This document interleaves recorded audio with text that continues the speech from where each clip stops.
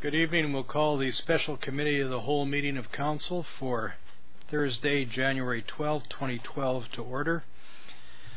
I'll ask Council to consider the adoption of the agenda, and there will be one amendment, and that's to include the annual request regarding the Guns and Hoses charity hockey game.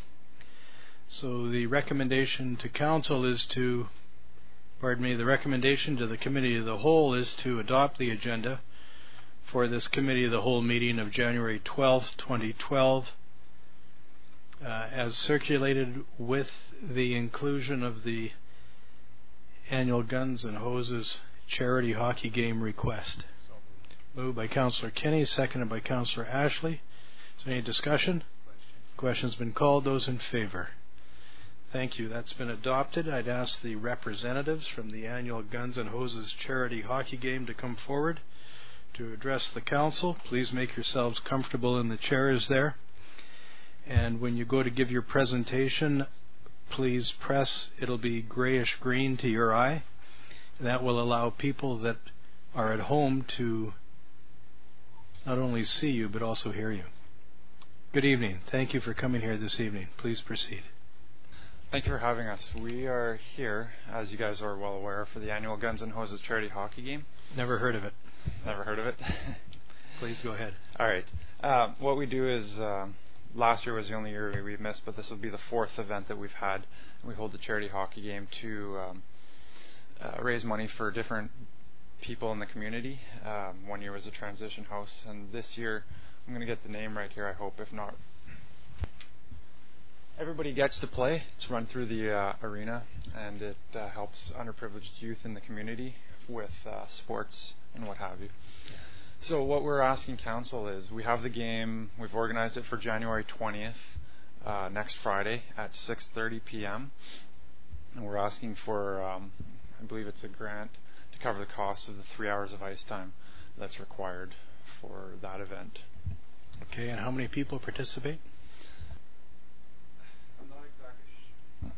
Not exactly sure. Every year it differs, but we've had, I think, sometimes around 600 people show up to watch in the community. Okay. Several thousand, like thousands and thousands of dollars are raised. Right. We're aware of the efforts you do. I was joking when I said never heard of it, because you do a lot of good work, and there's a lot of community spirit there. And the money that you do raise always goes to a good local cause. And the Council in particular is very aware of the Everyone Gets to Play program, which we're great supporters of, and helps out a lot of kids in the community in a very positive way with a sport, the various sports that program covers that kids enjoy. It also teaches them skills, and through their enjoyment also teaches them a little bit about discipline. Is there anything else you'd like to tell us? No, I just apologize for not introducing myself, actually. My name's Jordan Foreman. I am a member of the Prince Rupert RCMP, and this is Remo Pomponio, a member of the fire department. Mr. Pomponio is very well known to some of us. Mr. Roden, have you got any background to add to this, dollar amount to the request? It's approximately $300 or $400, Your Honor, Your Worship. It's not that much. My apologies for bringing it to Council this late notice, but it just came up about 3 hours ago, and these gentlemen very kindly stood up and said they could come in and make a quick presentation. I appreciate that. There's no need to apologize. This actual item was on the previous Council's information package, and inadvertently it was missed by the Council, so we're happy to consider it now. Is there a dollar amount? Sorry, is there a dollar amount on there? I think it's $410, somewhere around there. I don't have it. The other member who was assisting No, I don't see a dollar amount on here. However, it does talk about January 21st, which would be 2012, although the letter says 2011 from 6:30 p.m. to 9:30 p.m. Yeah, it's going to have to be amended. We moved our date because of a possible conflict with another event going on the Saturday night, and it is 2012, so January 20th, 2012. 20th, okay. Well, thank you very much. I'll ask Council's consideration of this request. I know it's on short notice, but it's a request we've looked at annually. I'd like to make a motion that we do it. Thank you very much. So the motion is to approve the request in the amount of possibly up to $400. Mr. Roden? Why don't we just approve the waiver of the fees? In that way, whatever it is, it'll be Okay, covered. the motion would be to approve the waiver of the fees to allow for the facilitation of the annual Guns and Hoses charity hockey game at the Jim Saccone Civic Center. Is there a seconder to that? Seconded by Councillor Guerin. Is there any discussion? There's a discussion here. First of all, Councillor Carlick Pearson, then Councillor Ashley, then Councillor Guerin. Please go ahead. Who's going to win? Go ahead, Remo. Tell him. Oh, hey. You just need to touch it once and not leave your finger on it. There we go. Yeah. We're going to win. It's sensitive. It's like Bob Barker and Showcase Showdown here. We're going to win.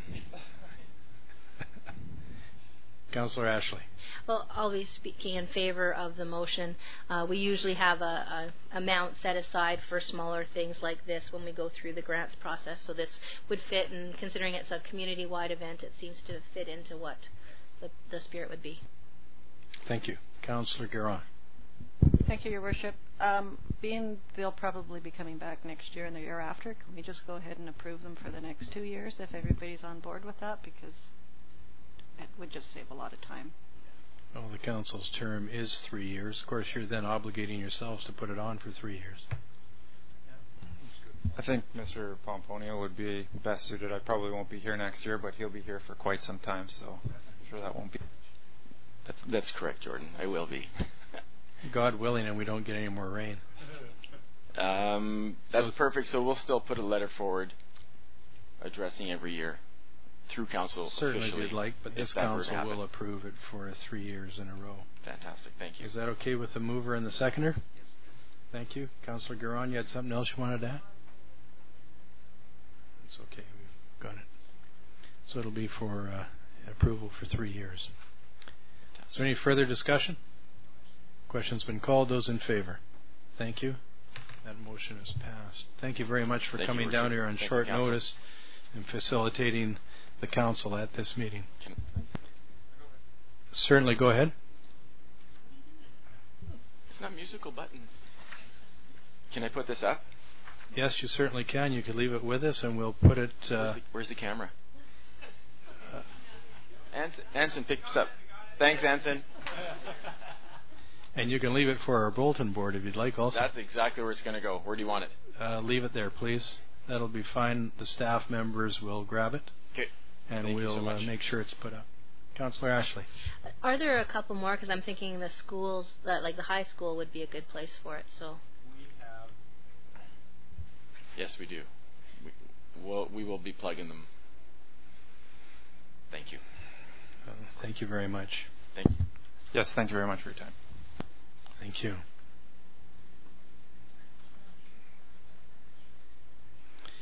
Mr. Roden, as this is a special committee of the whole meeting, that motion would actually be phrased that it be recommended to council, and that would appear as a recommendation at the next council meeting, although I think in this particular instance council's reconsideration will be granted. Next on the agenda we have a presentation from the Prince Rupert Hospice Society. I'd ask the representative to come forward. Good evening. If you'd like to make yourself comfortable there. And when you go to give your presentation, press what looks like a grayish green mic button. Thank you.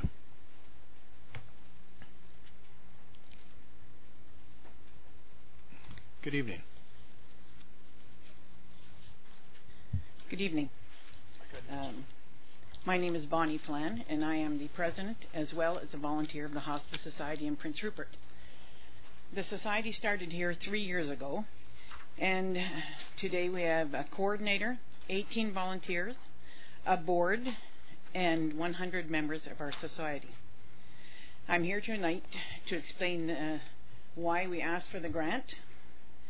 And as some of you may know, a lot of you know me here, I've been working in the health system for 38 years here in Prince Rupert. And over that time, I have witnessed the devastation and struggles that the patient and families have in the long-term illness and the process of dying. Our volunteers are here to help the families and the clients both cope with what is happening, to help take care of some of the stress they have, to help give them information about what is happening in the process and how they can better deal with things, and how we can help them be as comfortable as possible during this process. We work in the hospital. We have rooms in Acropolis Manor, and we also do in-house care for those people who would like to stay in their homes.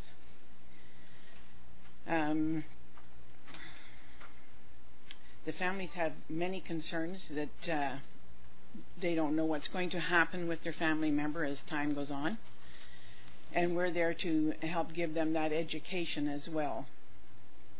We try to educate the family not only for the adults, but we'd like to try and help the children in the family as well dealing with the situation. We would like to bring in a coordinator. We have our coordinator at this time who will be leaving us very shortly and transferring to another community. So we need somebody in to train a new coordinator. We need someone that can do ongoing training for the volunteers we now have. We would like to be able to give a speech to the community and let them know what the Hospice Society is and how they can access it. And we have many people in the community that know nothing about what hospice is or that it's available to them. And most of them think that it's something that's not available to them if they have no funds, and we're free to everybody. We would like to bring in someone to do the training for the coordinator, ongoing training for the volunteers we do have, and we need to raise more volunteers in the community, younger volunteers, and get them trained. The volunteers we have to date are almost all people who have retired and are still giving their time.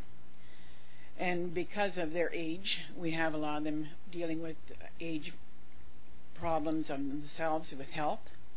And out of the 18 we now have, we have approximately at this point in time 10 volunteers that are active on a regular basis.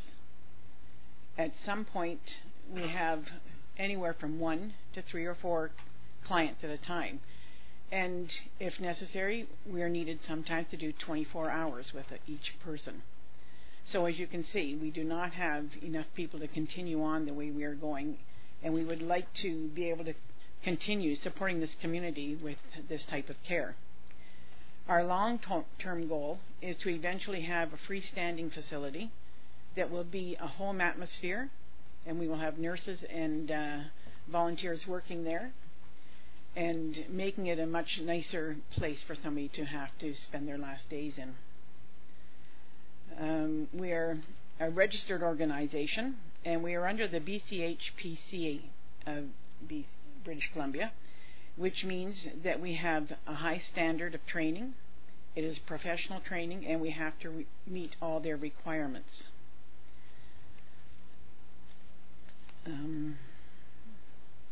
We have done advertising throughout Rupert as much as we are possible to do with the few people we have. We do fundraising, and we do get donations from people, and we have in the last year received probably 5 volunteers. 5 donations from businesses in town. Last year I took on doing fundraising and sent letters to every business in our community, and we've heard a response from 5 or 6 of them, which we are very grateful for. So we've looked at the fact that we need to have one person in for the training of the people, the volunteers that are there, new volunteers. We also need somebody that can talk to the community, as well as someone that can talk to the healthcare workers. At this point, we have found one person in Prince George, and their charge is $1,000 a day, plus their travel and accommodation. And this person is very well qualified and can do our training, which normally takes 30 hours. This person would be able to do it during the day on the weekend, which would be a 9 to 5 course each day and cover all things necessary. And then in the evenings, hopefully have a space and people attend from the community to hear what the services are provided and how to access them, as well as businesses, so that everybody in town is aware of what is happening. At the rate things are going, if we do not get these volunteers and the continued training, in the near future we may not have a hospice society in Prince Rupert. So we are in desperate need of any funding you can help us with. And as I say, our long-term goal is to eventually have a freestanding facility. Thank you. Is there anything else you wish to tell the members present tonight? No, I can't think of anything unless anybody has any questions. Sure, we'll find that out here. Councillor Ashley and Councillor Guerin, please go ahead. Thank you for your presentation.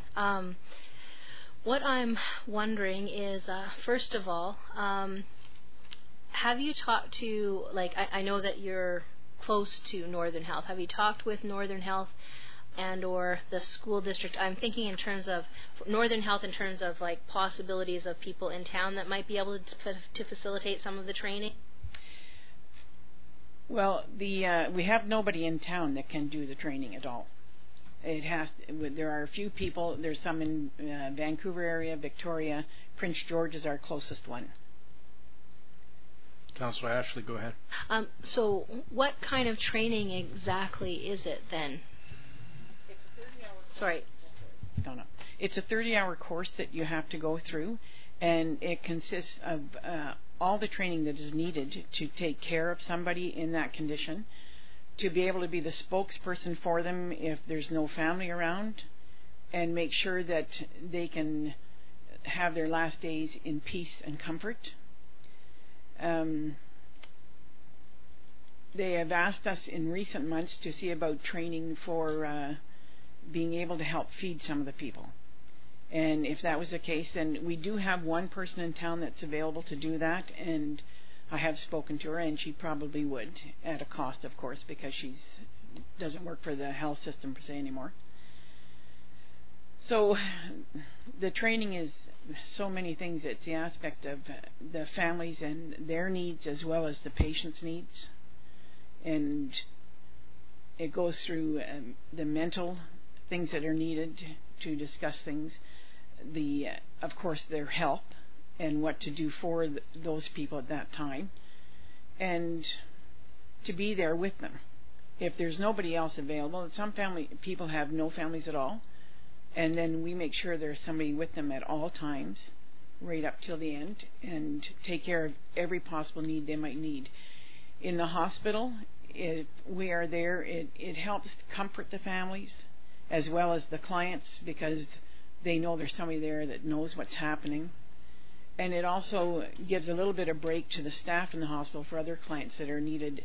And you don't get, somebody in every half hour or whatever. So we're there to replace that and make sure that they get medications when needed, are made comfortable whenever possible.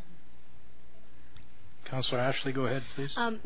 So this type of training that obviously is very specialized, I'm wondering, is this something that someone has to take every year, like that type of training?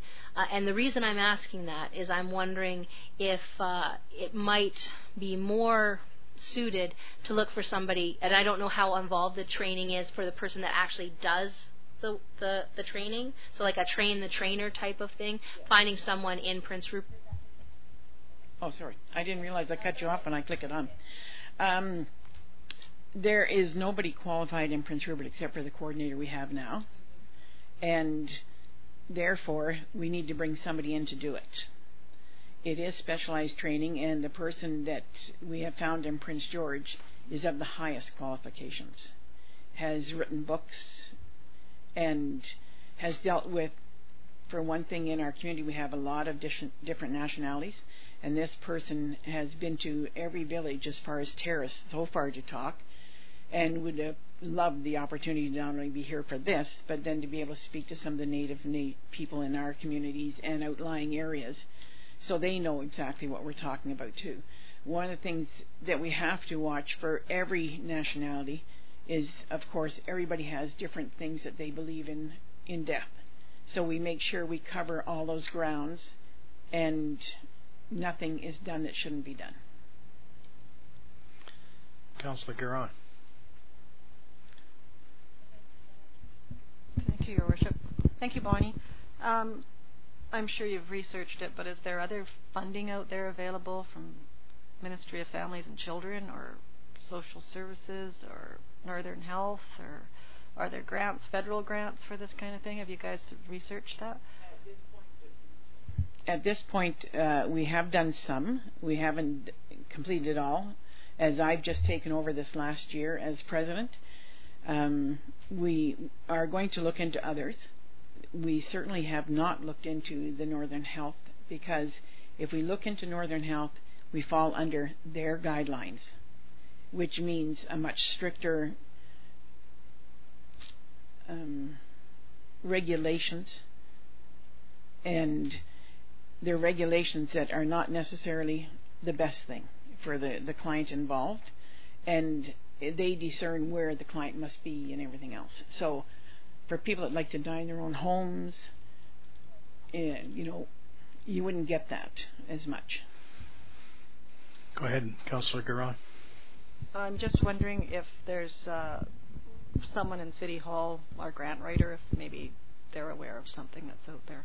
Just throwing that out there. We'd have to check that. Yes, we'd be happy if anybody finds anything there we might be able to, then that would be great. And don't get me wrong, the Northern Health does help us at this time. They have given us a free office that we use up there, and we have the rooms in the hospital, as well as there's 2 in the manor now, so we use them. Councillor Ashley. So the other question that I had centered around volunteers, because I understand it's not something that's singled out to this particular society. It's volunteerism is down all over the place. But what I'm wondering is, and if you've talked to the school district or even like the high school, because I know that, for example, the graduation, they have a requirement for having 30 hours of work experience, but it doesn't have to be paid work experience. It can be volunteers and things like that. And I'm wondering if there might be an opportunity for somebody to perhaps come in and talk to the high school students and seeing if some more volunteers could get brought up. This is something that I've brought up since I've been in. I would like to see some of the students step forward. As I said, we have a very aging group of volunteers, so I would like to see younger people get involved in it. For students, they would have to go through the complete training to be able to do that, and we would love that. I've also brought up the fact that I'd like to see more information into the schools so that they can deal with children in the schools that are dealing with loss of grandparents or brothers or sisters, parents. Please go ahead. This is also an opportunity for you, obviously, to talk to people because you're on TV. Could you let us know more about what the requirements are, other than the training, in terms of being a volunteer? What kinds of hours are you looking for, that sort of thing? Quite honestly, in many cases, we're there on a 24-hour basis. So we try to let everybody pick the time that's available for them, that's more convenient for them. But we do try and cover, if necessary, the full time. If we're not needed the full time, then we ask for maybe 1 or 2 hours of their time, probably per day with the amount of people we have now. If we can get a growing group of volunteers, it would be less time needed for each person. Councillor Kinney. Thank you, Your Worship. Thank you, Bonnie, for coming forward. Bonnie, I just want to ask a question. The capital assets, what equipment is it you have? We have no equipment. I see, because I see down here some for equipment. Yes, we need to get some equipment. We have in the 2 rooms in the Acropolis Manor have donated some equipment to be in there for the people. We have gotten tapes that can be played that are more relaxing and things like that, and all educational papers that are needed for our students. We do handouts to the clients, to their families. We give them books on how to deal with things. We also are very fortunate this time. The RCMP have 2 people that do victim support services and do counseling. And they have volunteered their time to do grief counseling for anybody that requires it. And this doesn't necessarily mean just palliative care patients. Anybody that's willing to go to it, whether it be for loss of a job, anything that it affects you mentally, and grief, then you can go to the library every Tuesday night, and they are there to help with counseling for anybody that has any grief issues. There are things we would like to get in the future, especially with a freestanding facility. Then we're going to need to have beds and everything else possible. Are there any further questions? Thank you very much, Mrs. Flan. The council will take your request into consideration, and as the city proceeds through its deliberations, when we get to the point where the budget is going to be set for 2012, you will be advised. Okay, thank you very much. And thank you for time. coming down here this evening. Thank you. The next presenters are from the Prince Rupert Wildlife Rehab Shelter. Good evening. If you'd like to make yourselves comfortable there, when you go to speak, press the grayish-green button on the mic there, and that will allow people that are at home to not only see you but also listen to what you have to say. Good evening. Yeah, good evening. Thank you, Your Worship. I just wondered, first of all, if I could hand a letter out that was available today that we'd like to Please go ahead, yeah.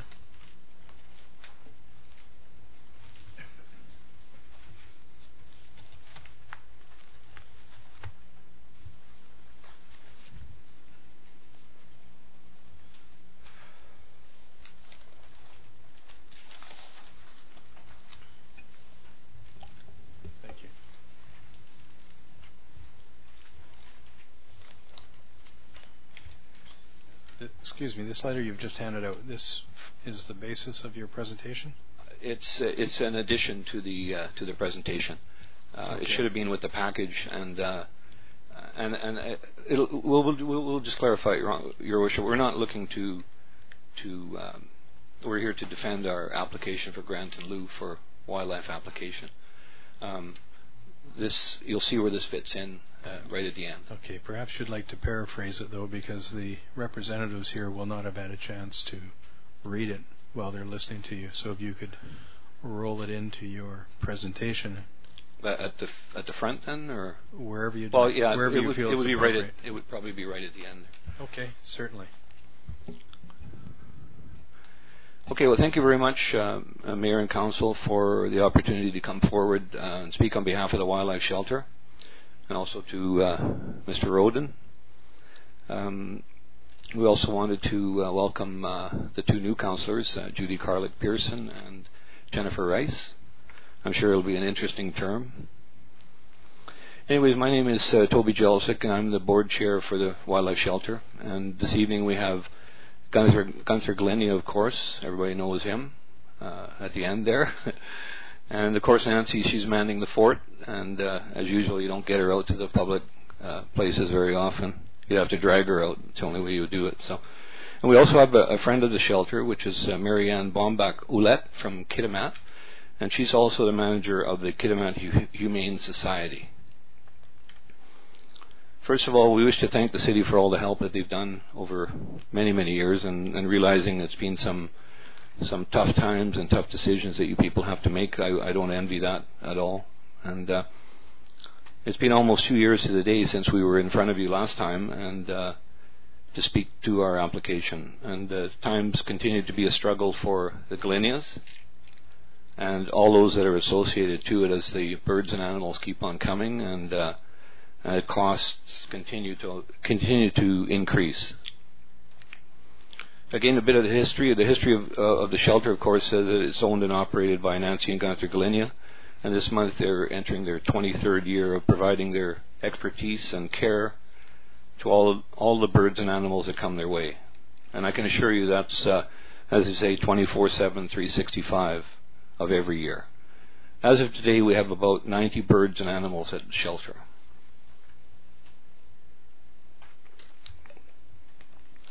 When my wife and I came on board with the wildlife shelter some years ago, it was evident the dedication of these people.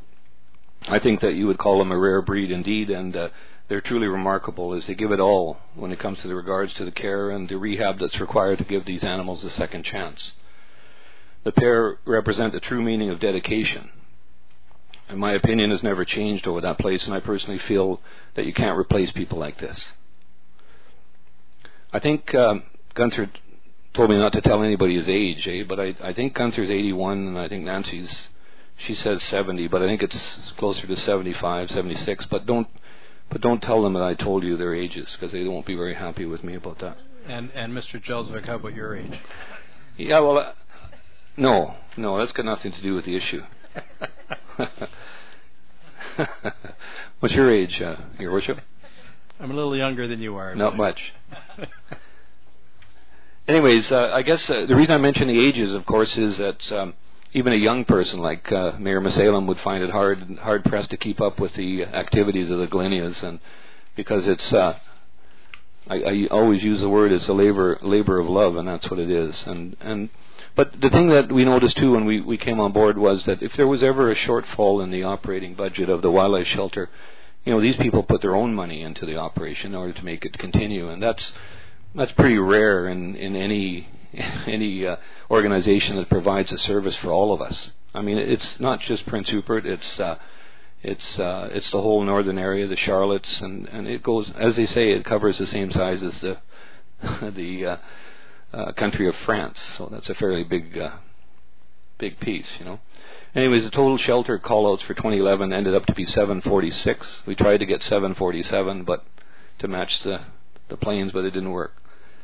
The shelter relies on donations from businesses and the public, and we can tell it's tough times for everybody, and so that every dollar helps us to be able to continue. But we can see by our donations that it is down big time, and it's felt by everyone at the shelter. The service clubs, of course, they continue to help the best they can. It's not good times for them as well, with bingo revenues down, and but just to mention a couple of them, the Legion branch has helped us from gaming revenue, and both the Ladies Auxiliary and the branch themselves. And Rona and Home Hardware have been great supporters of the shelter with donations of building supplies, etc., and which has helped big time, because otherwise we'd have to go buy those, and then you're putting money into building supplies where you should be putting it into the care and the rehab of the animals that come to you. But it's really encouraging to see those kind of donations, and when you see donations by the young kid that comes out, and it's his birthday money that he contributes to them, I mean, that's dedication, and that's little things like that add up to be a lot, and they're so sincere when they come and give you that $100 bill and saying, I didn't want any presents this time, and I want you to have it, Gunther and Nancy, for the work that you do. So that's great. That continues. I mean, it's too bad the kids weren't a little more richer, but I mean, it is they give what they can, and that's appreciated. Just recently, we completed the rebuild of the shelter's waterfowl and the duck pens that were in terrible shape and had been damaged originally in the snowstorm that we had in 2007. They were basically being held together by band-aids, and now they're completed, and they're great. And the materials that went in there, you could see when you see the before and after. I should have brought them for you. It shows a real mess to something that's just absolutely first class. And when Gunther, if he ever gets kicked out of the house, he's got a nice place to stay. It's very, very nice. Not that would ever happen, but we thank those people that come through, because when that damage came, where it pulled down buildings, it pulled down walls, it killed animals and everything else, birds, you can think of it. And these people stepped up and helped us through those tough times. Also, for the new council members and those that maybe aren't aware of it, the shelter has other responsibilities under the licenses that they have, both federally and provincially. They have to be on the lookout for suspect birds that carry West Nile and forward them to the appropriate ministry for testing to protect the public. They even collect live ticks from our local deer, which we were going to ask Mayor Musalem to come out and take a couple of those samples for us, but we'll leave that alone. In go my aged life, I don't collected live ticks. We would have to hold the deer for you before you wouldn't be able to catch up with them anyway, as old as you are. They even collect like I say, the ticks, and they go on to Ontario where they check for Lyme disease. Lyme disease, just another part of the service that these people provide for our entire area. And of course, the collecting and the shipping are all costs of the shelter. As dealing with governments, you don't see any prepaid envelopes or any stamps or anything like that come from those people. I didn't mean municipalities. I meant federal and provincial governments, of course. But I personally think, and it sounds like a broken record, and I know I've said it before. In fact, when I looked at this, things haven't changed a whole great deal, other than the times have got tougher. The Galenias are getting older. Even all of us are getting older, and it's harder and harder to do. And that's why I just wanted to say that I think that the service they provide is invaluable to us, our community. But again, the thing is, how long can you keep doing this? I mean, this is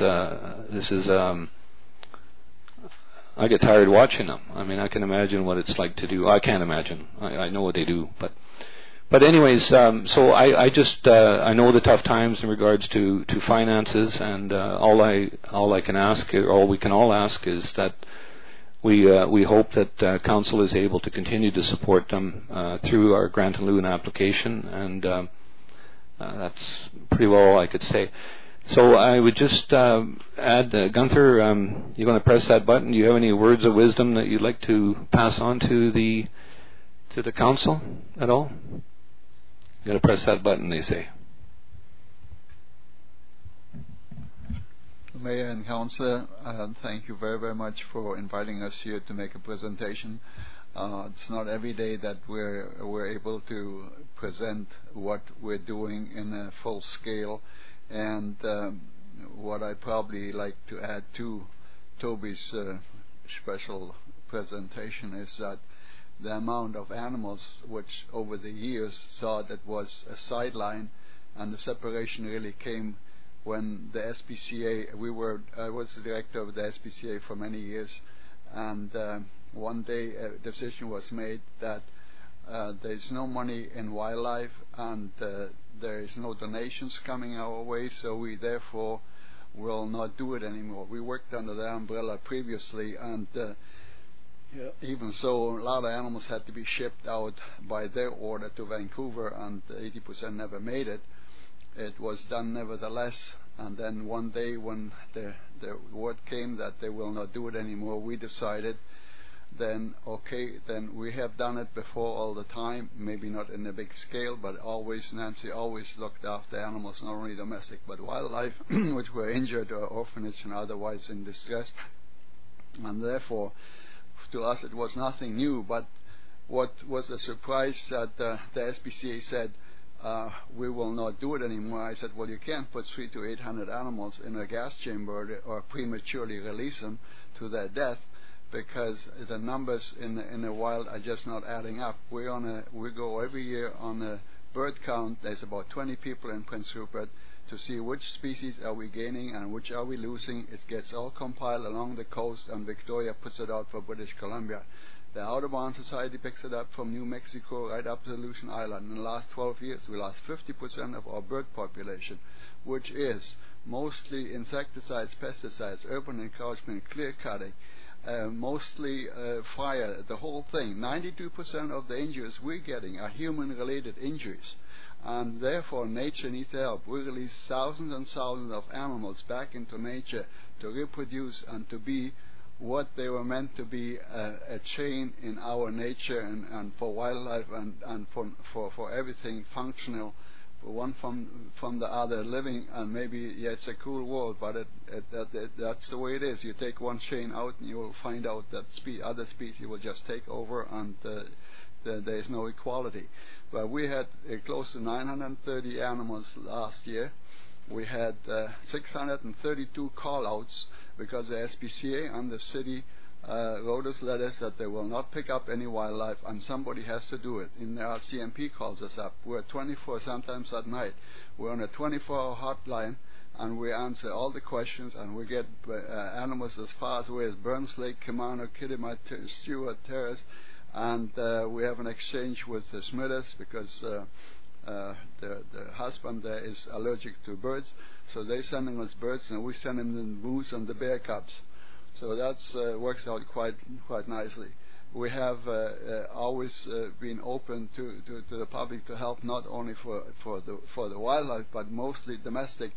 And when we separated from the SPCA, we said, okay, we'll fly solo with the wildlife, and you take the domestic. Well, 200 or so animals a year, domestic animals, which come our way because the SPCA is either filled up or refuses to take them, has put a tremendous load on us, particularly in the last 2 years, where cat population has exploded to the point people come up and they bring us the cats and say the SPCA is closed. They can't take anymore, something like that. And I said, well, we're wildlife. We got 65 animals right now, and our shelters is not provided for that. And they said, okay, so they go around the corner and open the door and let the cats out. And these are not feral cats. These are somebody's pets. Somebody irresponsible left them behind or just kicked them out, and many of them pregnant. Well, Nancy can't say no, and I can't say no. So this puts a terrific dilemma on us, and we're taking the cats in. We're having them spayed and neutered and all the shots done. And when the animals go out, we know that they're healthy and they will not reproduce in any way. And all we're asking is a loving home. So, all in a nutshell, it's basically been a big load for us the last years, and with the domestic animals increase, it's not any help, and there has to be somehow a solution or help or something, because financially it's a drain, but it's also a mental drain on us because we just don't get enough sleep. We work 2 shifts. So I think that's about all I want to say. Thank you. Thank you. Okay, thanks very much, Gunther. So we'd just like to, I would turn it over to Marianne here just for a few minutes, and then if there's any questions that any of us can answer for you, we'd be happy to try to do that. So as I said, Marianne is the manager of the Kitimat Humane Society, and she has been closely working with the Galenias in the last little while in regards to domestics. Good evening. Good evening. I'm Mayor and Council, and thank you for giving me the opportunity to speak. I'm sure you're wondering why somebody from the Kitimat Humane Society would be here.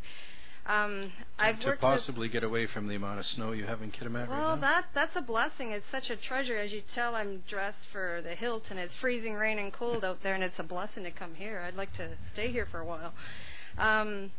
I've gotten involved. Gunther pretty much covered a lot of it, and the reason why I got really involved, because I've utilized their services for the wildlife over the years, and with transporting several animals up to veterinary care here, I've gotten to know Nancy and Gunther extremely well and really in awe. I thought I was given my 175%, but these people give it more than that.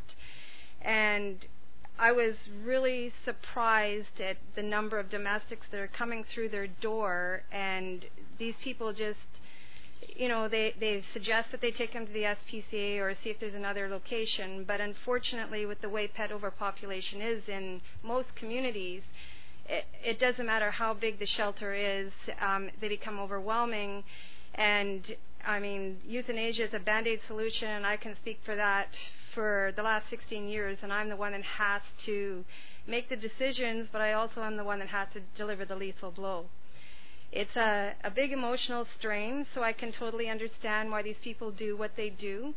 And what I was trying to say was that we've done this in Kitimat. I've done the same presentation, and they're currently looking at putting in specific bylaws to address the situation so that we can lessen that the pet overpopulation. I mean, it gets out of control, high vet costs, everything else.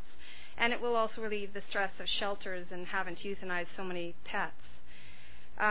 Last year, these guys took in over just 101 cats. That's just cats. That doesn't consider the dogs that somehow managed to make their way there, and the birds and the rabbits and everything else that go with it.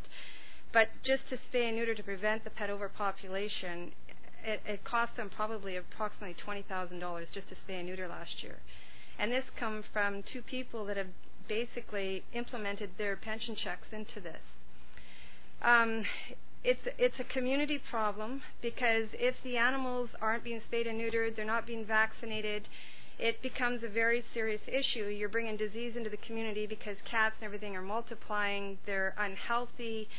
The ones that don't get rescued end up dying very short, painful lives due to lack of food, stress, being killed, people poisoning, that kind of thing. The dogs, your dog aggressive bites are up about 97% because they're intact, or they're fighting over food. It's not just necessarily over that lovely female down the street. So I'm asking basically if you guys could help consider maybe looking at the domestic part. The SPCA is overwhelmed. I mean, every community across BC, all across Canada basically, is overwhelmed. And it's not just a matter of housing them, euthanizing them, or trying to place them. We network with several rescues. We work with different organizations across Canada to try and transfer animals. And we're doing this also to help Gunther and Nancy. But, I mean, even then, every community is so overwhelmed with cats. It's, it's a needless, endless story. So we're just basically asking if you could look at maybe possibly assisting them a little bit to help with the cost of spay and neuter.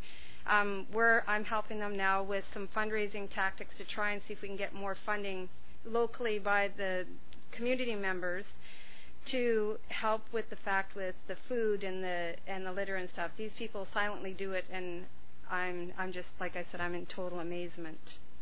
And I'd like to thank you so much for allowing me to speak. Thank you. Mr. Jelsvik. Thank you, Marianne. I just wanted to add on the letter that was handed out to you, where she gives her points on mandatory spading and neutering, microchipping and things like that, which they do started in Kitimat now. And I mean, that might be of interest to staff and yourselves to because I know the issue of feral cats and all the other discussions that you guys have had in regards to domestics, and Marianne's been at it a long time. She knows what she's talking about, and it is a community problem. There's no doubt about that. But I just wanted to add that if the way it looks to me, and there's no benefit to me, but it seems to me that if the SPCA isn't able to look after these domestics, which is their mandate, it's not our mandate, then they have to do that. I mean, they have to find a way to do that. If not, then they got to share the responsibility on the cost to do what Nancy and Gunther have done. It's not correct. They try to correct a community issue by paying for it themselves. That's not the way to go at all. That's unfair. And so, anyways, we're probably over our time, are we, Your Worship? Well, that's fine. We like to hear from groups here, and everybody's got needs, and it's best to listen. I'm speaking for the council. It's best if the council listens so that we get an understanding of the needs within the community. Right. With regards to this letter from Kitimat, one thing that could help in the council's consideration is if you have some information on the cost of what you're suggesting and the cost that Kitimat's incurred in taking that on. It would give us some background information should we have the opportunity to consider that also. I'd be more than happy to forward what we've done and how we got the city on board and what they've done to implement it. We try to keep the costs really low, and you're very fortunate here. You've got two wonderful veterinarians that have probably come on board to help with a one-time low-cost spay and neuter if you're going to initiate mandatory spay and neuter bylaws, because you want to show something in good faith that everybody in your community is going to spay and neuter, that you're willing to work with them, not just basically lay the law down, this is the way it is kind of thing. Right. But yeah, no, definitely anything that I can help with, I'd be more than happy. Certainly. If you'd like to forward that to Mr. Roden, our treasurer, who's well known to Mr. Jelsvik. And you'd like that sooner than later, Your Worship? Within the next week or two would be Yeah, great. there's urgency to it. Yeah. Yes. Okay. Yeah. Certainly. You'll get Thank that you. for them. Yeah. So, if there's any questions that we try to answer them for you. Councillor Kinney, then Councillor Ashley. Thank you, Your Worship.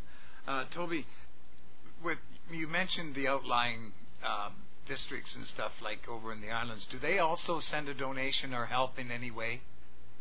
Yeah. Sorry. We get the bottom line is most of the donations come locally. I mean, we do get from the outlying areas, but not to the extent where you get from Prince Rupert. But the problem is that you're hitting up the same people over and over again, and at some point they say, well, you know, there's other things that I want to contribute to, and it's difficult. It's tough. It's tough even for me, who doesn't usually bother me, but it bothers me when you're going back and hitting the same person over and over again on the side of the head, you know, and saying, you know, you got to do this, or I mean, we have to get this, or we can't survive. And so I guess the answer to that would be some, for sure. There's no question that there is some donation to come from outside, but to the extent of the local involvement, it's more of that. Councillor Ashley. Thank you for your presentation. My question actually is one where I'm wondering about. We have an SPCA here, and the next one, as we go down the line, I think is Prince George, and where I've seen everybody else seems to have humane societies. So I'm just curious, since you're in front of us, what is the difference between the two? If there's a quick answer, or we could get information. Thank you. The difference is that the SPCA is a provincial body, and the Humane Society, you can belong to the National Humane Society, but all they do is they basically provide you with literature, education materials. Like us ourselves, we're a freestanding Humane Society. I do the same work the SPCA does. We used to actually be an SPCA. But once things amalgamated, all funding went to the provincial office. Your things were cut, services were cut, but the money, you had no control over it. It went down there, and you just didn't seem to do it didn't seem to be about the animals after a while, so we had separated. Go ahead, Councillor Ashley. So, if I'm understanding that correctly, the decision to go to Humane Society, at least from the Kitimat perspective, was that the money that was being used to fund the SPCA wasn't generally being used in the community as much. Most of it was going to the provincial? Okay, thank you. Are there any other questions from members of council? Thank you very much for coming here this evening. We'll let you know once the council's deliberate over the 2012 budget. No, I just wanted to thank the council again for the opportunity to talk to you. Thank you very much. Thank you for coming down here.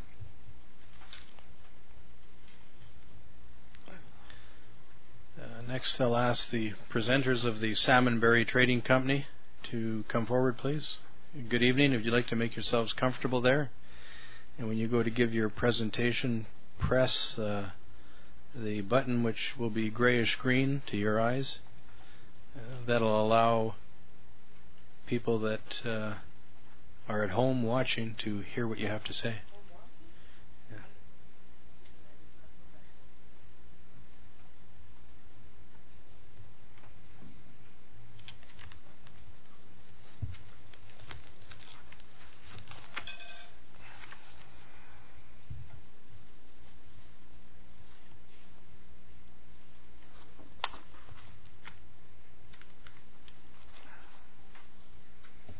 So your request to the City of Prince Rupert for 2012 is $2,700, I believe?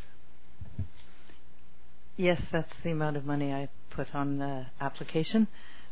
Last year we requested $1,000 and we were given $500. Okay. And this year, in the year of 2011, we learned more about budgeting. But to start with, I just want to introduce Kathleen Palm, who was elected November 25th when we had our AGM. She is now on the board of Salmonberry, and she's the secretary. And I was reelected as the president for one more year. Thank you. Please proceed with your presentation. Okay. First of all, Salmonberry is in a place of change because we began to be successful. Excuse me. When we were selling on Thursdays between 4 and 8, when we were having... Okay, start differently. Salmonberry is a nonprofit society that came into being with the advice of the Terrace Farmers Market. The very first year in 2005, myself and Delvina DeLille sat on a little table in Mariners Park when there were a lot of cruise ships, but the cost of liability insurance was either $650 or $850, and it was very difficult. So Terrace said, why don't you become a non-profit society, and we will help you, and then you can access BC Farmers Market Association liability insurance. So we took the year of 2005, September 2005 till June of 2006, and we did the paperwork required, and we became a non-profit society. So we've started being that since June of 2006. Then the city came to us with Tourism Rupert, and they asked us if we would do a market on the street outside 3rd Avenue on Thursday evenings from 4 till 8 during the cruise ship season. We were delighted, and that's what we did for 2 years. We had some problems. We came to council. We had at that time in the fall of 2008 unanimous approval from council to move off the street because our tents were not safe on concrete and our legs hurt a lot from standing on concrete for 4 or 5 hours every Thursday. So the next year we were given permission by the organization that manages courthouse lawns in British Columbia to have our market located on the courthouse lawn. Then last year, as you know, we were in Atlan parking lot. So that's the history of the Salmonberry Farmers Market. During that time, we have probably had about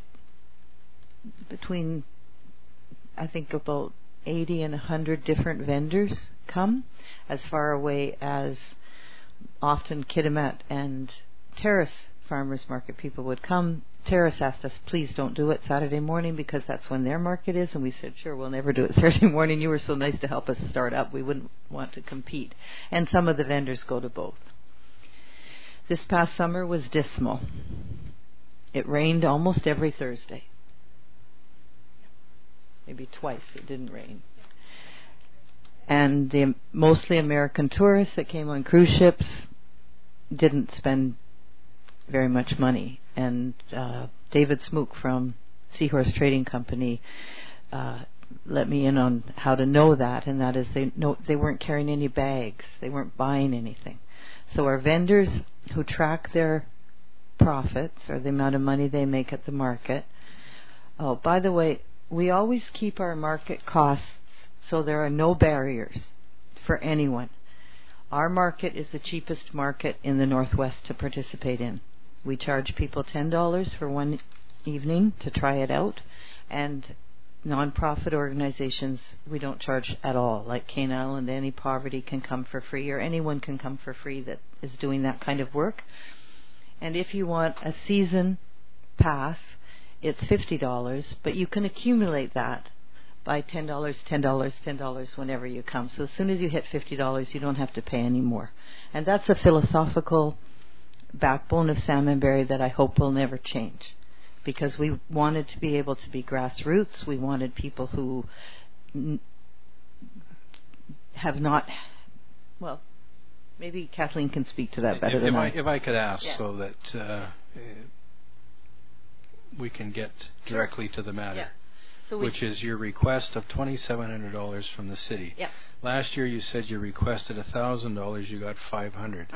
This year you're requesting $2,700. Yep. So it begs the question, what's the difference? Why is there an increase from the requested $1,000 to $2,700? And I can see some breakdown here, but obviously we have people watching at home.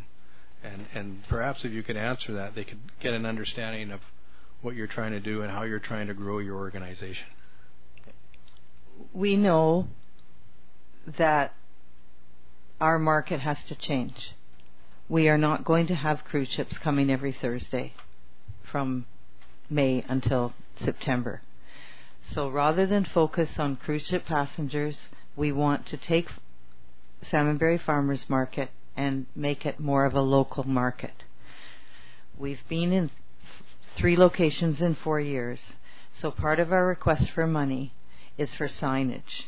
Signage at the market, signage throughout the city, publicity to encourage local people, first of all, to participate in the market as vendors, but even more so for me, to come and as a community eat cart food, watch music, buy things from vendors, be based as a Prince Rupert farmers market for Prince Rupert first, and tourists or cruise ship passengers second.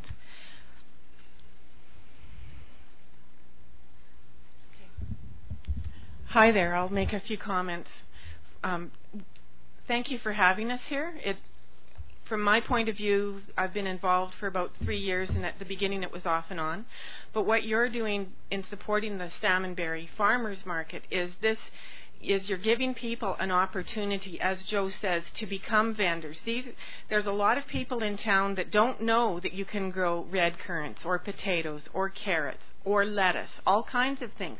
So this is an organization that will, in 5 years from now, be of enormous benefit, and the extra money this year is going to help build that. For example, when I drive down Highway 16, I come into a town, it could be Fort Fraser, which is, I think there's a Petro-Can there and a post office. But when you go by these little places, there's a sign on the highway that says Farmers Market Saturday, Farmers Market Thursday. So this is the kind of thing. We want stability, and we are here tonight to ask for funds to work towards that. For example, it could be an identifiable tent that is staked properly into the ground that gives people a chance with their kids to unwrap whatever goodies they've bought. Vendors currently supply their own tents. Salmonberry has some of those resources to give to vendors, but that isn't always the case. For the most part, vendors bring their own umbrellas and that to take on this weather. But it is very helpful in the long run to the community to support this. There's a lot of creative people in town. You guys would have seen it at the Christmas craft fair in the shopping mall, and as some of you know, I have a little table at the last minute market. People are at Annunciation on Saturdays in the shelter of the rain selling things at their flea market that they have. There's a lot of creative people in town, and what you're giving is the opportunity for people to sell their wares, to become a stable market. We are people that are, for whatever reason, we don't have the money to go downtown and rent a space for a year. We're not that kind of a business. Somebody, the person that they're caring for, whether it's children or the elderly, they can't show up that day. So this gives the informality. The farmers market is a wonderful opportunity. It's micro business.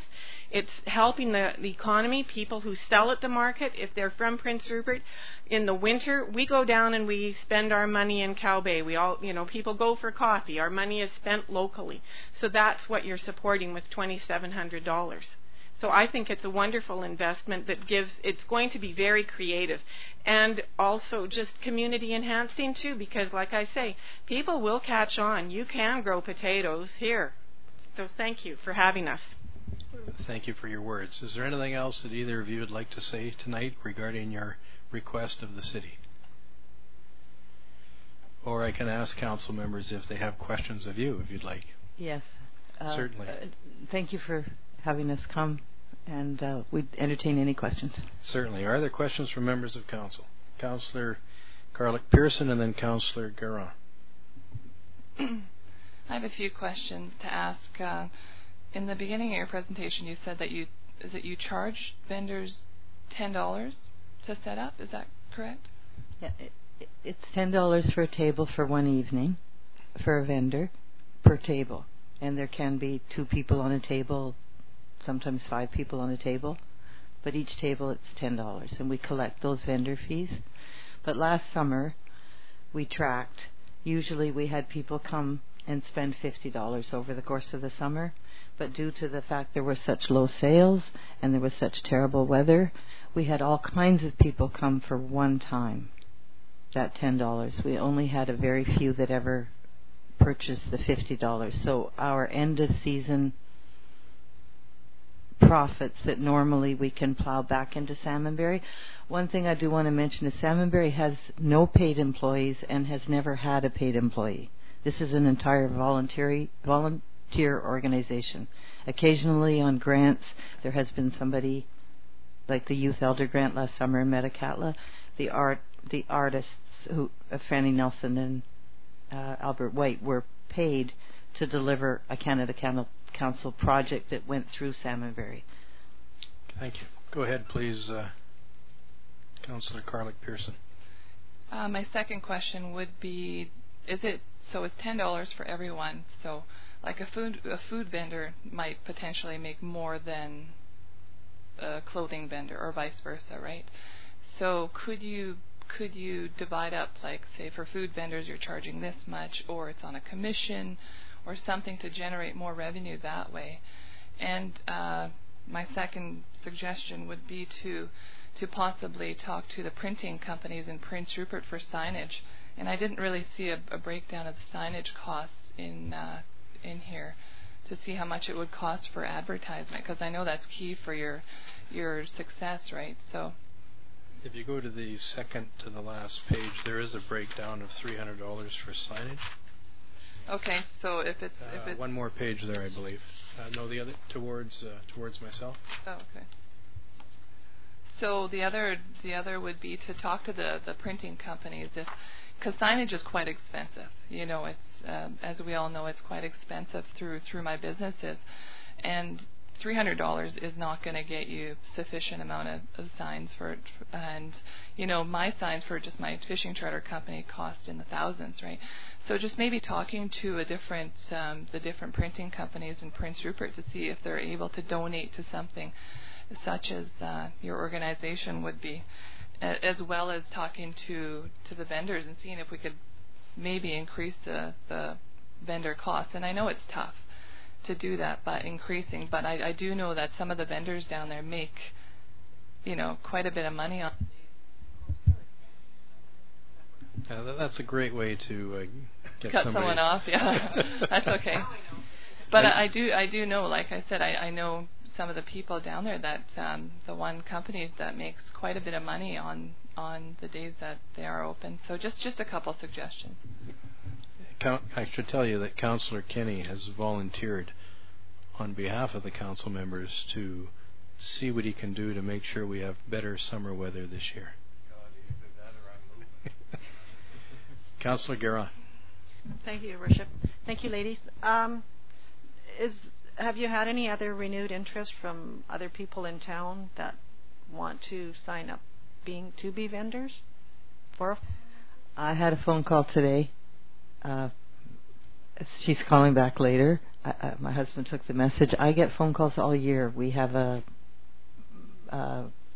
vendor list publicity. We have a Rolodex full. We don't have any trouble attracting vendors. We just want a farmer's market that is sustainable and not dependent on cruise ships deciding whether they want to come to Rupert or not. We want to have a place like all the Portland, Oregon, or Vancouver, Seattle. There's so much in the way of cart food encouraging community I want a community gathering place so badly and probably still Thursday evenings, where our local people with families and whoever, musicians, they know that they can come and they can eat and they can buy things from vendors. And I like your idea.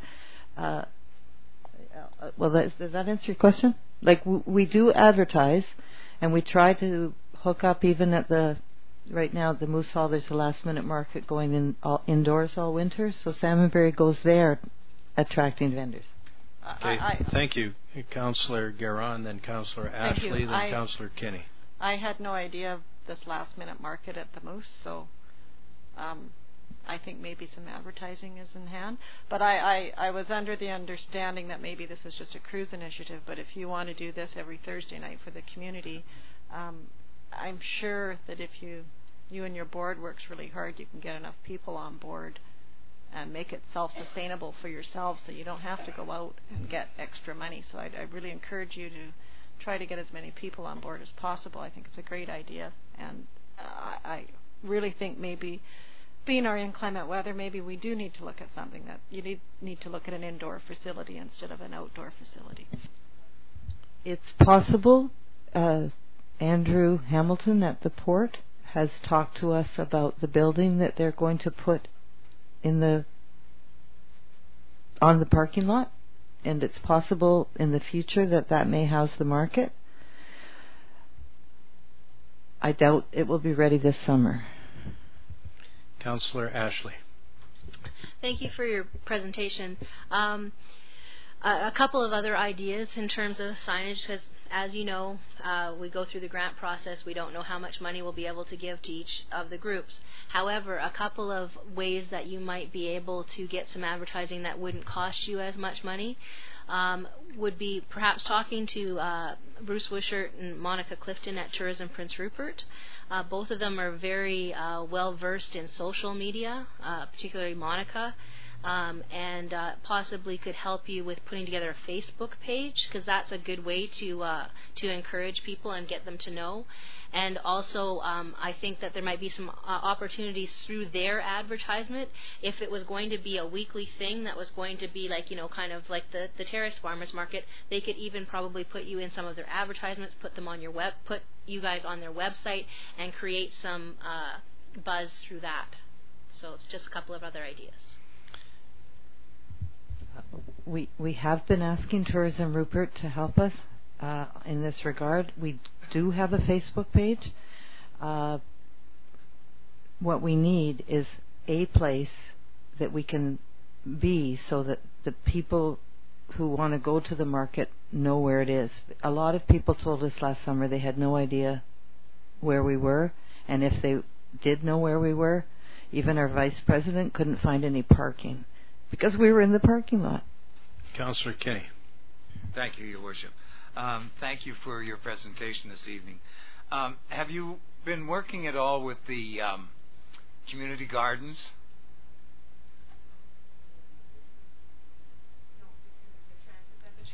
Well, that's the Kayan Island poverty.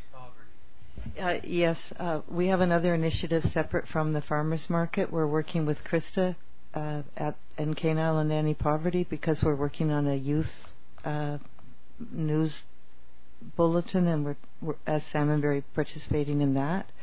The community garden, we didn't work on the community garden, but we did meet with Colleen and Krista. I did, trying to work on the baseball field in McKay Street to have it be, as the little kids there, I go there and play ball with my dogs and the kids, and they say that the kids told me they want to call it everybody's park or everybody's field, and they used to have bleachers, and we wanted to get popcorn going there, and we wanted to help Let's Play Ball. We wanted to, as Salmonberry, work with Kayan Island.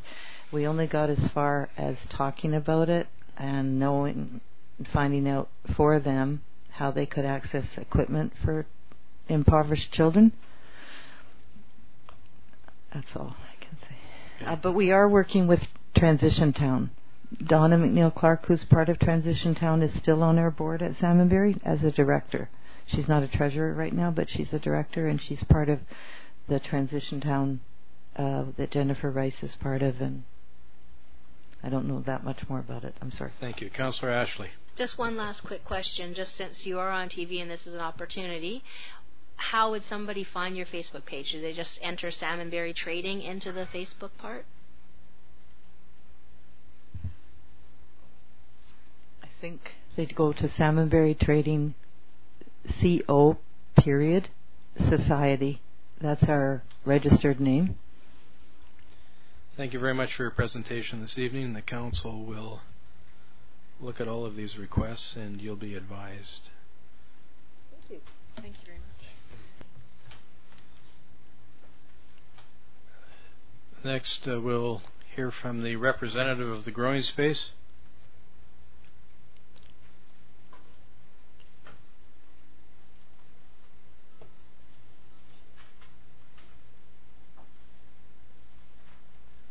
Good evening. I ask you to sit down there and make yourselves comfortable in those chairs, and when you go to give your presentation, press what in your eye will be the grayish green mic. That will allow people who are watching at home to hear your presentation. Certainly, if you'd like.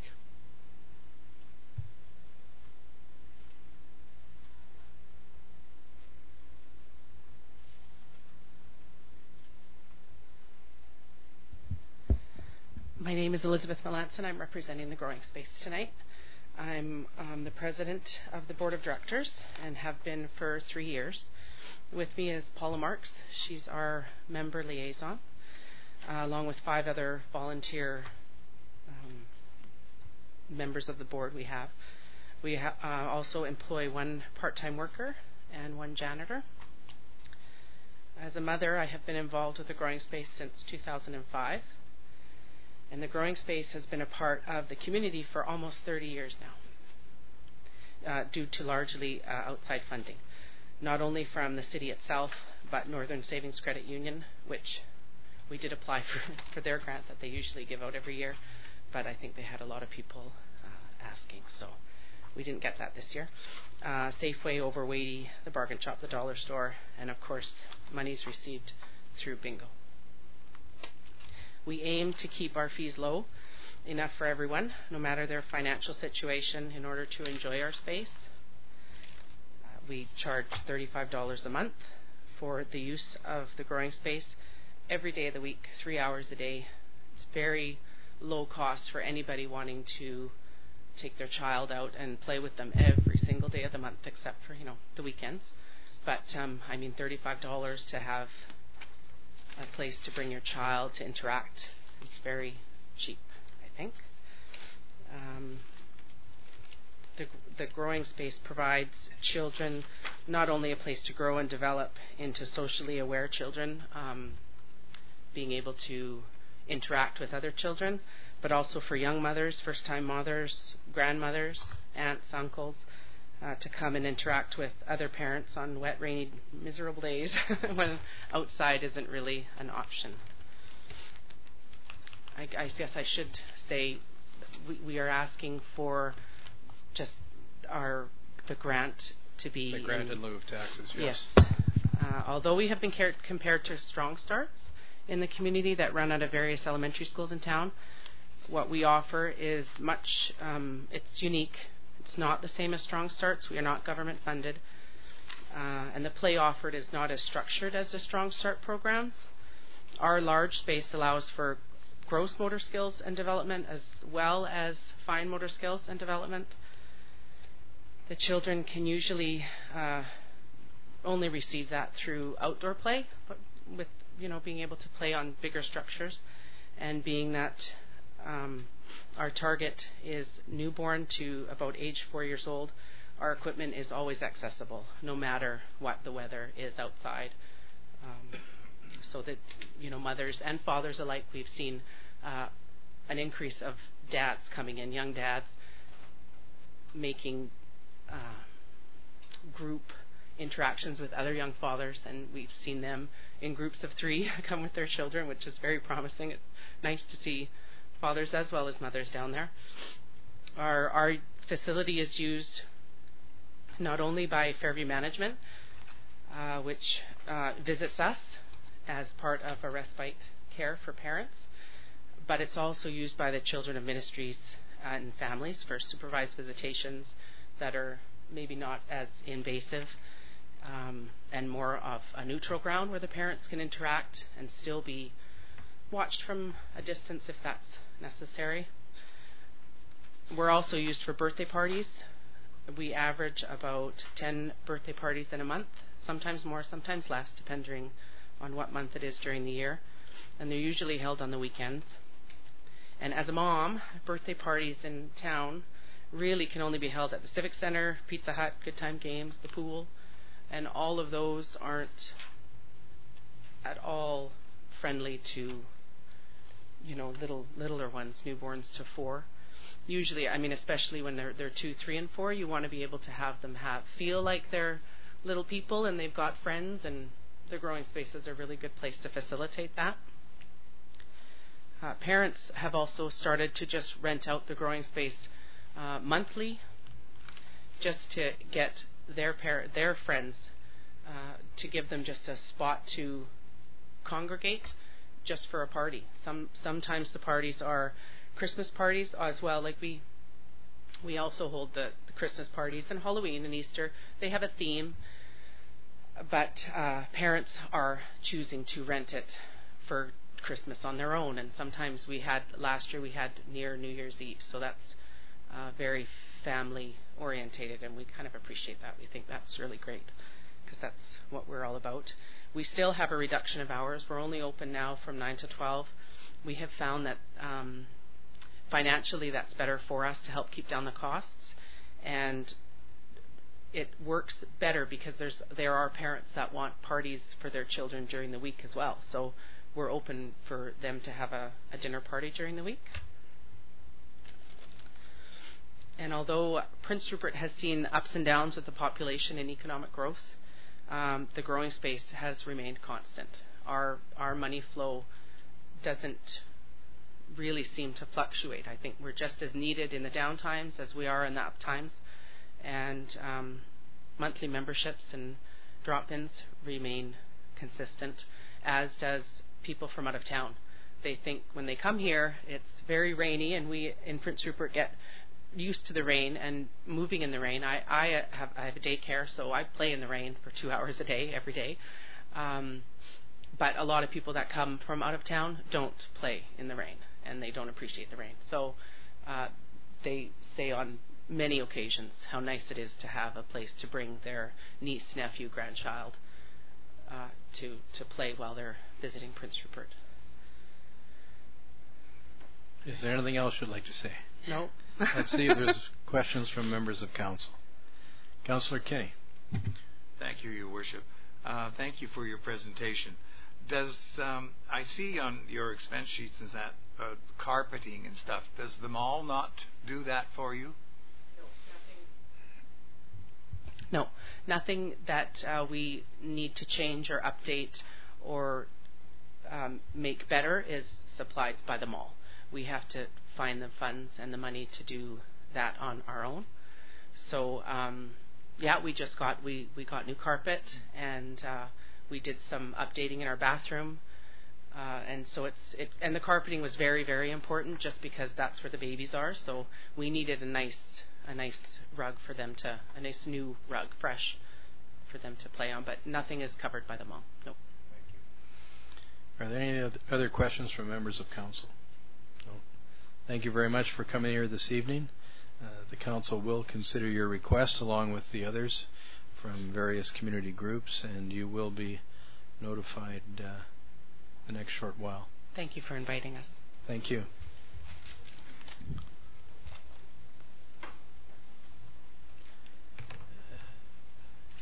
Next, we'll have the representatives from Tourism Prince Rupert.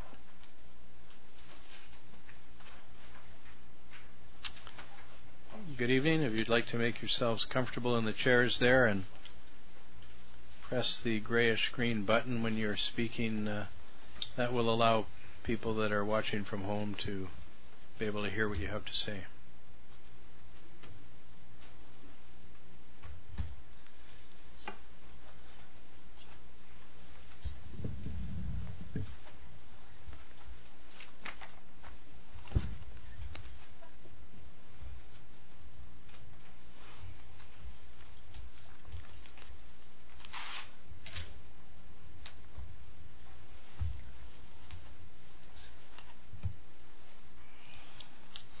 Okay, good evening, councillors and your worship.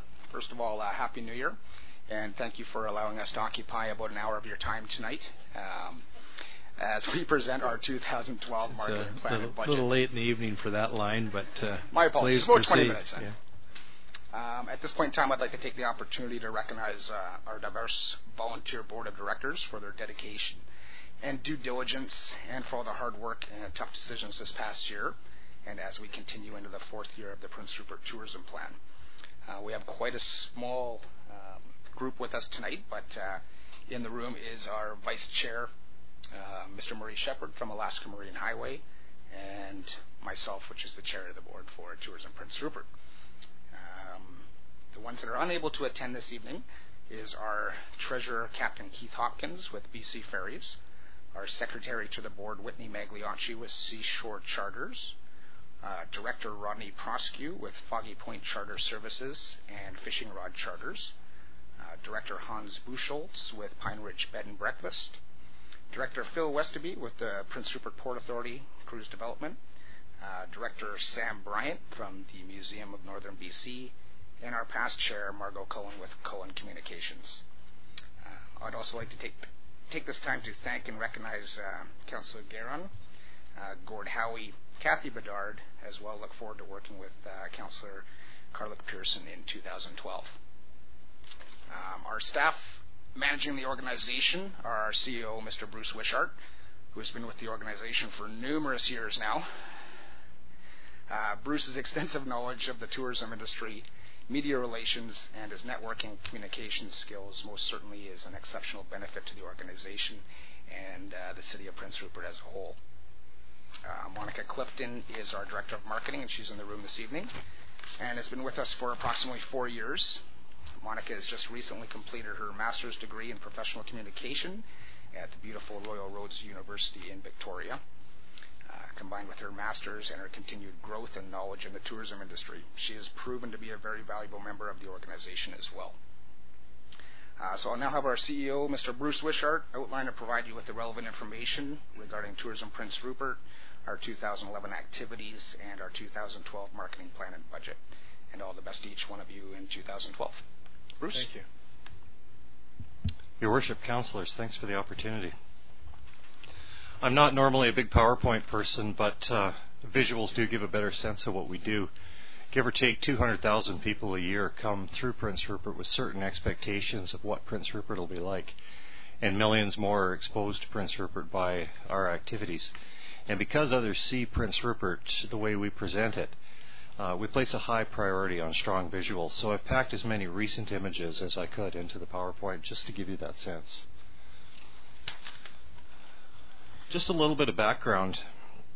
We are a membership-based organization, so we speak for the tourism businesses under the guidance of a board of directors made up of tourism business people. We are also city-funded, making us the official tourism voice of the city, and under the hotel tax system, we work very closely with the provincial tourism industry. Essentially, we're an external marketing organization, and we take the Prince Rupert message to the world and bring people to Prince Rupert.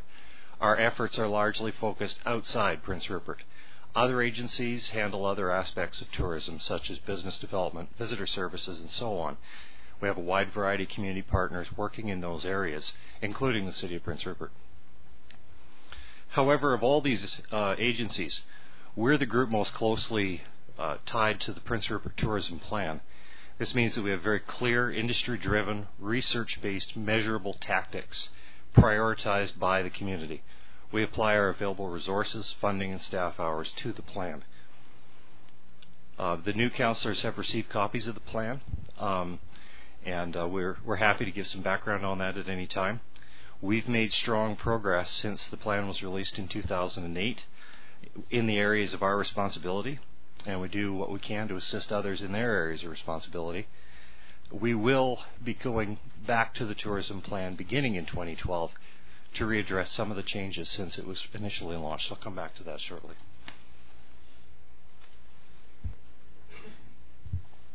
As I said, as many images as possible. Our photo library is a work in progress. There's an arrangement between Lonnie Wishart Photography and Tourism Prince Rupert, predating my time. Just had to get that in there. she makes her images available to us for marketing, and this is one of the many that was added to our library this year. And these are ones by Mark Sissons, who's a Vancouver-based photographer. His works appeared in most, actually, major Canadian magazines and newspapers. Both of these were shot south of Prince Rupert in the summer of 2011. So continuing with a bit of background, in northern British Columbia, tourism's worth about $1.3 billion. It employs 5,000 people at about 3,000 tourism businesses. In 2007, when we had very accurate research numbers in Prince Rupert, for a 3-month period, tourism brought $52 million into the community. Our numbers aren't as accurate for the entire year, but most estimates put tourism in a value of upwards of $200 million annually into Prince Rupert. Who's in the tourism industry? I always put that line in there, though the answer is self-evident. It bears repeating. In a community such as Prince Rupert, everybody's in the tourism industry, from the gas stations to the dry cleaners, anybody who works in a local business, anyone who benefits from the amenities that are partly at least built for tourism. I put results before 2011 because it's necessary to know that we went through a tough time in the late in the decade, and it was not strictly Prince Rupert. There was an economic collapse in 2009, no secret. Our room revenues dropped by about 10%, and then we saw a further drop in 2010 of about 3%. That brings us to the lowest tourism revenues annually that we'd experienced since the year of the ferry sinking. However, we target our marketing to respond to those conditions, and we work with our strengths. So, for example, we have a very strong presence for our size in the media because of the work we do with the media. We're naturally resilient because we're a transportation hub. People still have to travel through here even with reduced numbers. So we market towards that. In 2009, what we did was we immediately sucked our marketing back into closer markets, thinking people are still going to want to go for a holiday. They're not going to want to spend as much. Maybe they'll look down the road. So our marketing came much more strongly back into Alberta, British Columbia itself, and in Washington State and Oregon, trying to make a difference there. And our losses were not as bad in 2009 as they were in other areas. Throughout northern British Columbia, the room revenue dropped 24%. In some communities through the province in 2009, revenues dropped by over 30%. So I'm not creating a victory out of a 10% loss, but it could have been a lot worse.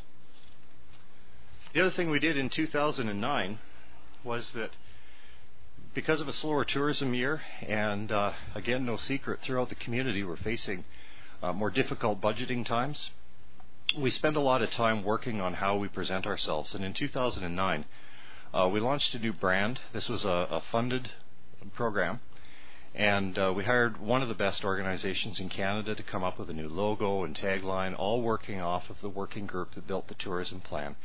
And this was the very first ad that was rolled out in 2009 with the new brand. And this particular one won the Northern Advertising Award for 2010. Building off of that, with a second round of annual funding, we rebuilt our website. Our previous site was about 5 years old, which in modern terms is very archaic, where it was no longer relevant, particularly in search ranking and our ability to change the site. So we received some funding, some partnered funding, and we rebuilt the site in its entirety.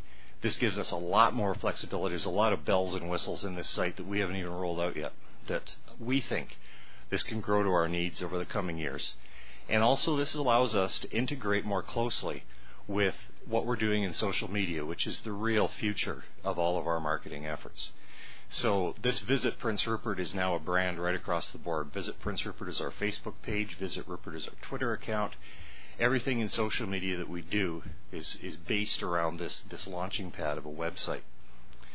With these tools, we hope to react to the new way of traveling, the new way of communicating with travelers. So particularly with Twitter, we can interact with people who are in the trip planning stage and are talking online about maybe wanting to go to Prince Rupert. We can enhance the experience of people on the ground, or frankly upsell people once they are on the ground. And most important of all, if they say something great about Prince Rupert, we can broadcast it to a network that we're gradually building. And if they've got something bad to say about Prince Rupert, we can deal with it right there and then. If we can catch it, sometimes even just communicating with a person when we can't do anything about the problem can go a long ways towards preventing bad publicity. How this is going to work going forward? Well, it's a bit of an experiment, let's be honest. It's something that's developing as the years go by. One of the things that we did want to spotlight with the new site, though, is that a lot of our tourism businesses are small, especially at startup. This is a directory listing. It used to be, on our website, you got just a little blurb that said, this is a mock-up, Prince Rupert Walking Tours. Don't get excited, there's no such business. It used to say Prince Rupert Walking Tours, and I think 50 or 100 words, 50 words, I think, describing the business.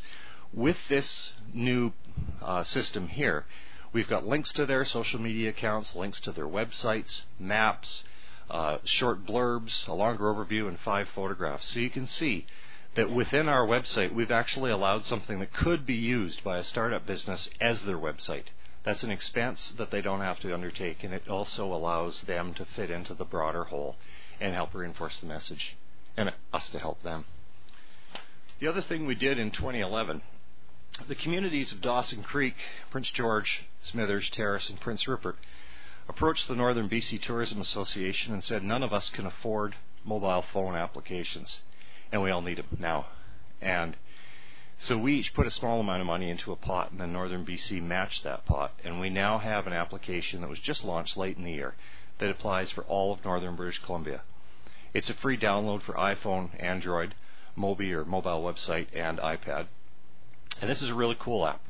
You load it onto your phone, you see I'm looking for a hotel, I'm looking for a restaurant, hold it up, and this thing's like a miniature GPS. It points you to our member businesses and gets you to them. So we're really, really excited about this. It's another work in progress. We spent a lot of time in all the communities over the course of the year plugging in the information, getting it all as correct as we could, and now we're working with our members to make sure this is as good as it can possibly be. Back to the photos. This is an interesting one. Maury Ortega is a photographer with the Pan Asian News Agency, Newspaper Alliance rather. And PANA, the Pan Asian Newspaper Alliance, founded in 1949, has millions and millions of images online available strictly to newspapers, both print and electronic media across all of Asia. So we were able to bring Mario here fairly inexpensively as part of a larger group. He was able to get some very strong images, and this was very strategic on our part because there's not a lot of action right now in the Asian market. However, we keep hearing that there's going to be action in the Asian market. So when that attention starts to turn on British Columbia, there's a large bank of Prince Rupert images already ready and waiting to go for all Asian media right across the entire region. That was a really cool one. Quick review of the year. That was a good year. Our hotel receipts held strong throughout the year. Some of that reflects business travel, particularly with a good schedule of spring conferences. First quarter of the year saw a 13.5% increase at Prince Rupert Airport, and that's almost certainly conference traffic. But in general, the leisure market held its own throughout the year as well, probably accounting for about half of our recovery or increase in 2011. For example, by midsummer, the visitor center numbers across northern BC were up by about almost 14% year to date. Seeing some revival in the overseas tour market and, of course, strong media interest. It's always stronger as each year passes. I do want to touch on some of the challenges we had in 2011, though, and I won't go into much detail, just touch on 3 of them. The first is that the Canadian dollar strength is our weakness, and it hit us particularly hard in some areas.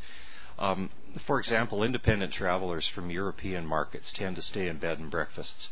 The dollar hit us hard there. The bed and breakfast didn't necessarily meet targets, even though our hotels had a good year. Want to touch on, of course, the lifeblood for all of our leisure traffic is the Great Circle route, Vancouver, Jasper, Prince George, Prince Rupert, Vancouver Island, and returning to Vancouver.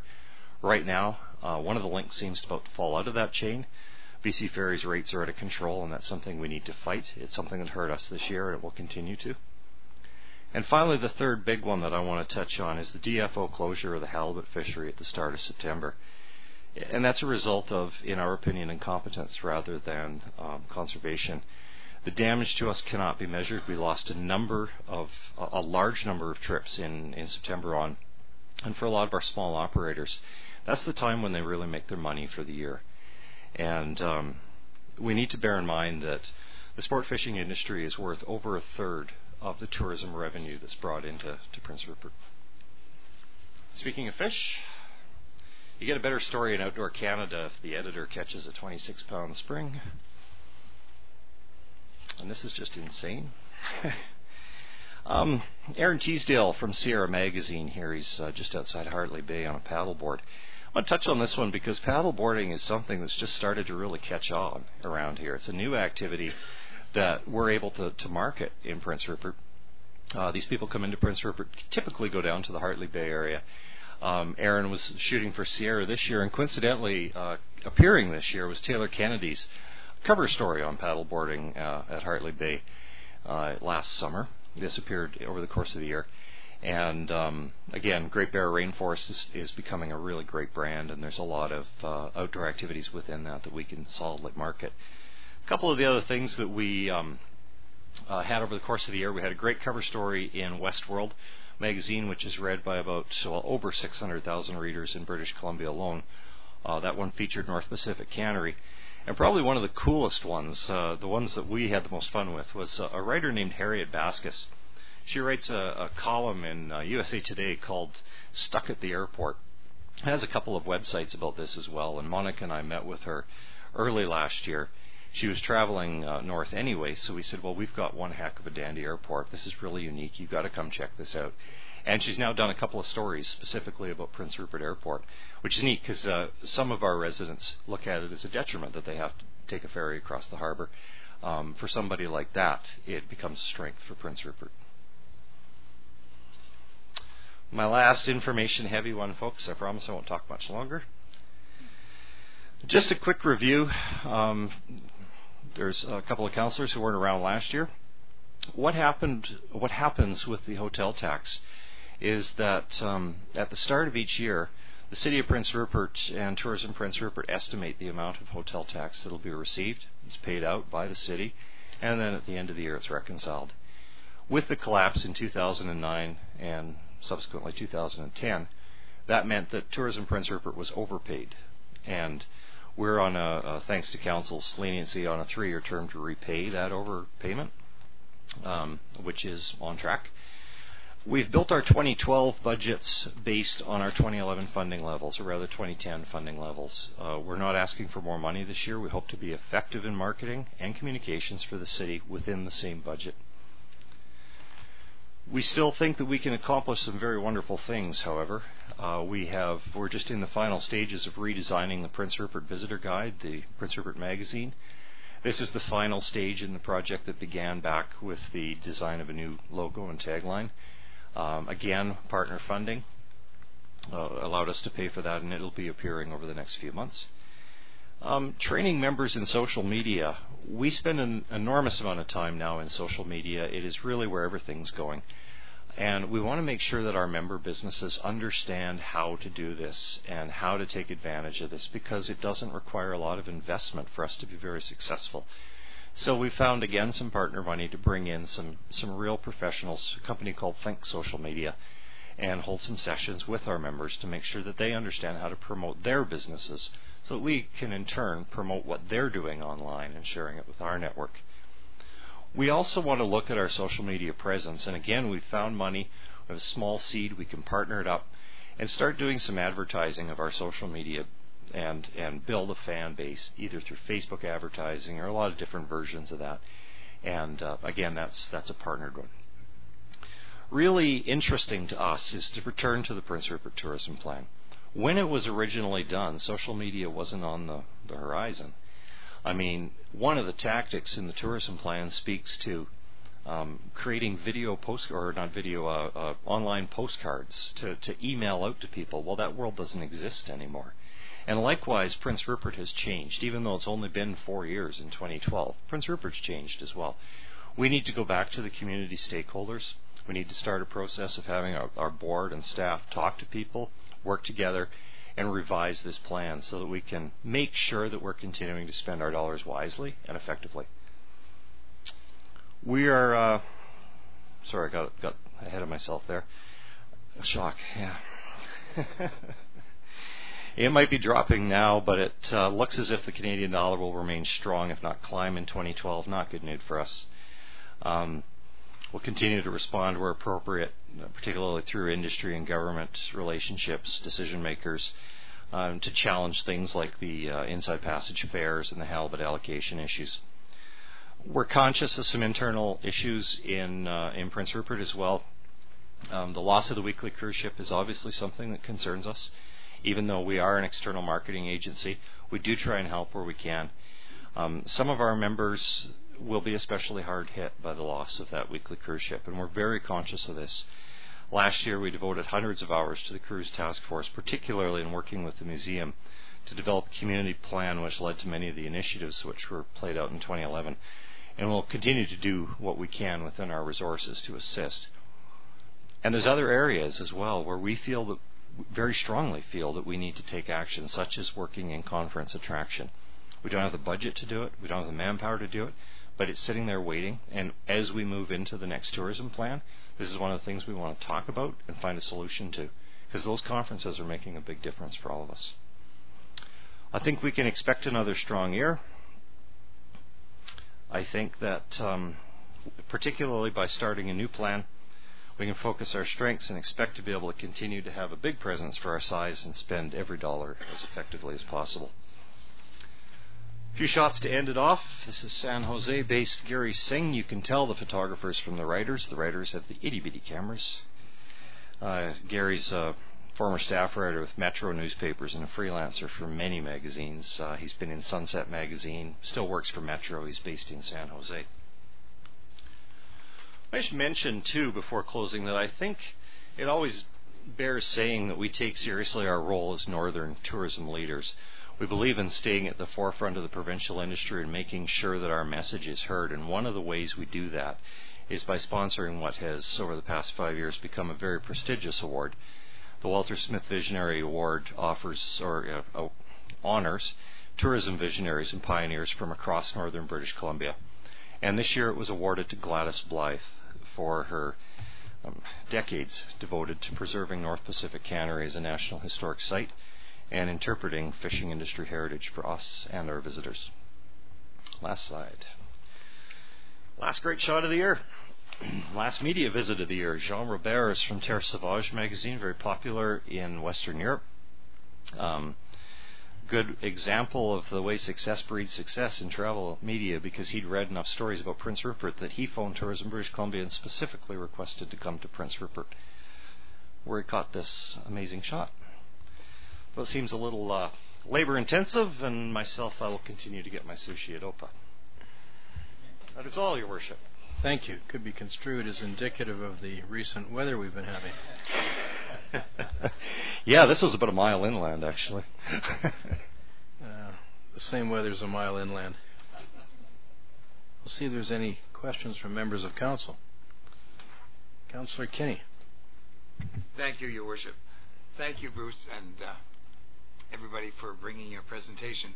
Have you looked any further into the market of the Orient on package tours?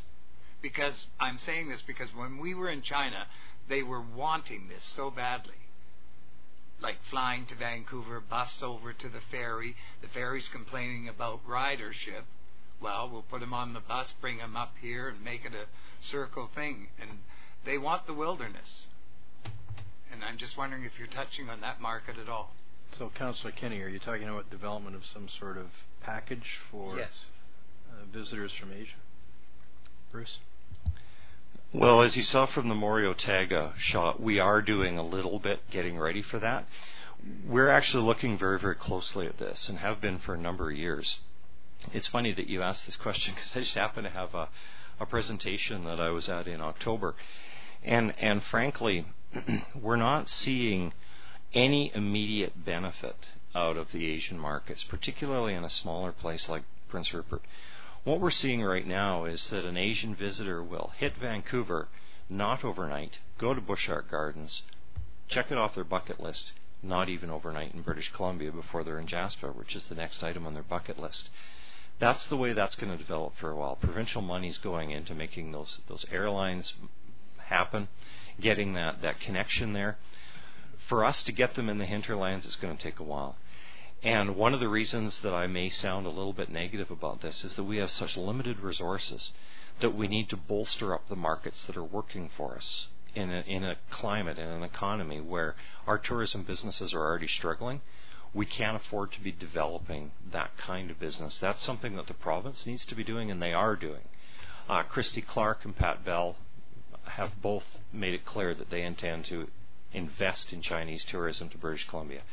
And once they get that happening, then we will be more than happy to hook our trailer onto that truck. Yeah. Because what they want is they don't want Bouchard Gardens and they don't want Vancouver. They want the wilderness. They want the north. And this, everywhere we went, they said this. And, it's sitting there waiting.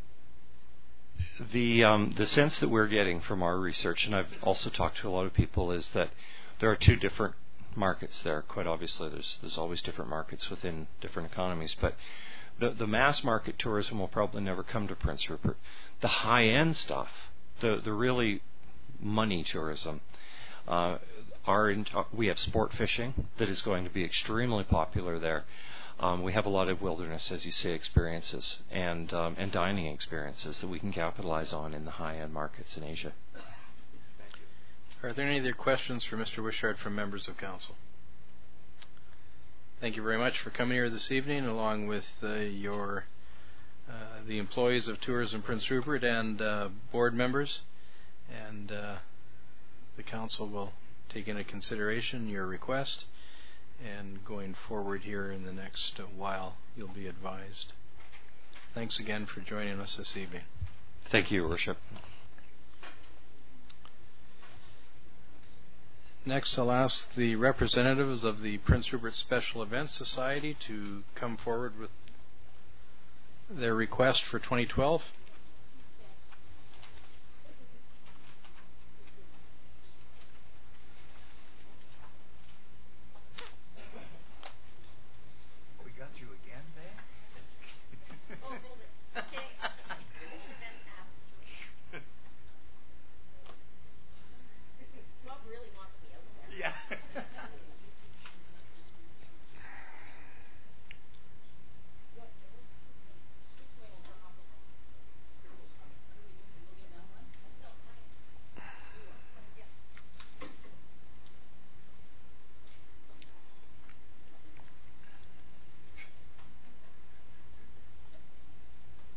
Good evening. Thank you for coming here this evening to present your request for 2012 to Prince Rupert City Council.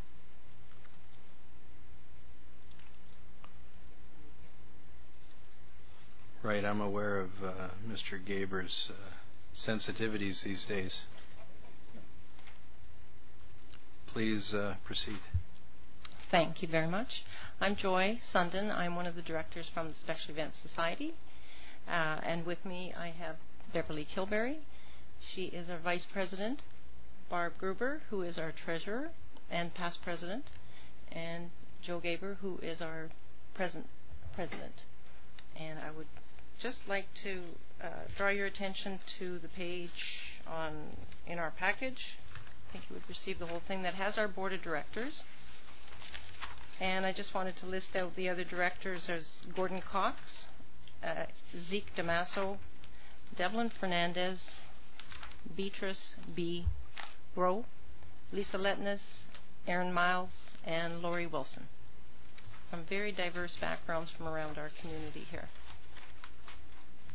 Did you receive that in the package? Yes. Okay. Thank you. Alrighty.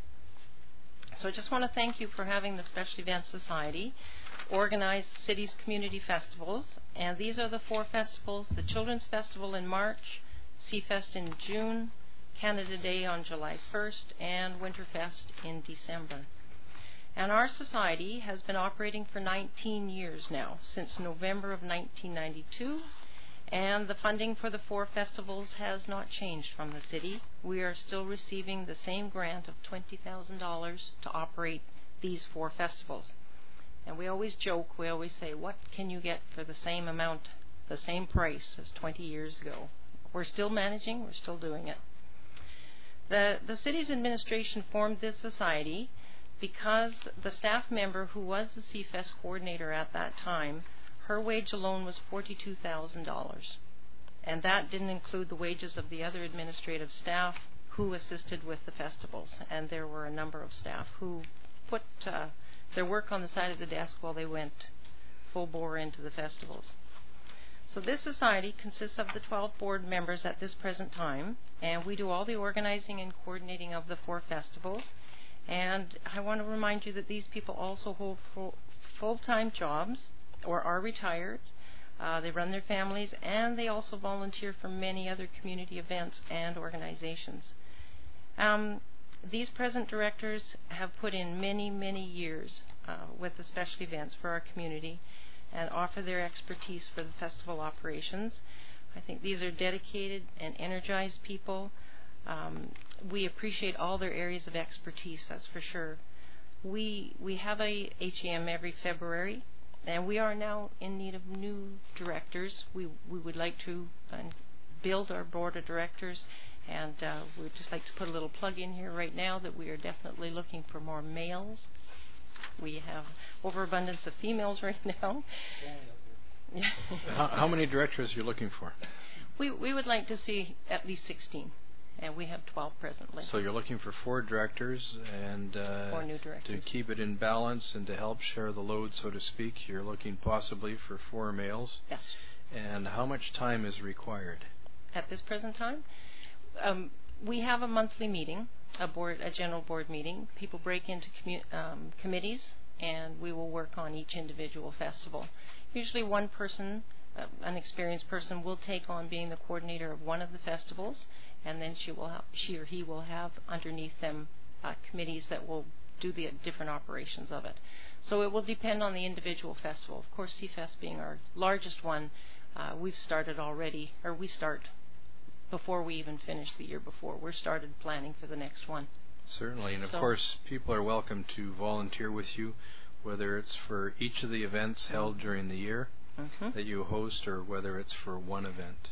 And that's true. For instance, somebody could come and help for CFest and not help the rest of the year, or come and help at Canada Day and not help it the rest of the year. That's true. Just if they have some time, you'd appreciate them volunteering. Yes, physically volunteering at those times is appreciated. But as a director, we appreciate them to come to each of the monthly meetings. Of course, help direction of the overall society, just to make sure that we're on track and bringing the new ideas forward.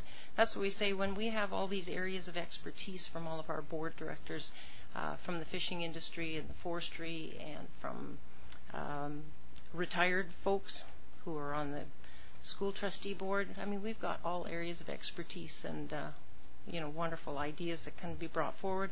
And when we're in need of something, because we're a very thrifty group, then each of those areas that are representative, they can bring forward assistance from the rest of the community to us. But we do want to mention that if the city employees of today were to run these events, the cost would be astronomical. This, as I said, this is a volunteer group.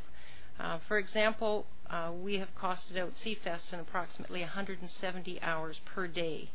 And at a city cost of, say, $60 for labor or equipment, you're looking at in excess of $10,000 a day to operate those festivals. And that is not including the preparation and organizing time, which you'd asked. I almost can't put a quantitative figure on that, how much organizing time goes into that. Some of us have been doing it a long time, so we can squish those hours down and make sure that everything is still happening, but we're well organized that way. We do a lot of training. We're willing to train people, and we've seen that happen very, very, very successfully so far. We've trained a lot of people in all our areas. But they do move on, and their expertise goes on to another organization in our community. So, I mean, we all benefit in the long run. We have a part-time coordinator for the society to do day-to-day administration, and we have been fortunate in the past summers to have received grants to hire summer students through the student work program, and that has been 5 summers running now. We've been very successful, which is an extreme advantage to us. We'd also like to point out we are so fortunate. In the past 3 years, we have had 15 church members from as far away as Texas who come to Prince Rupert to volunteer to be the laborers at CFest.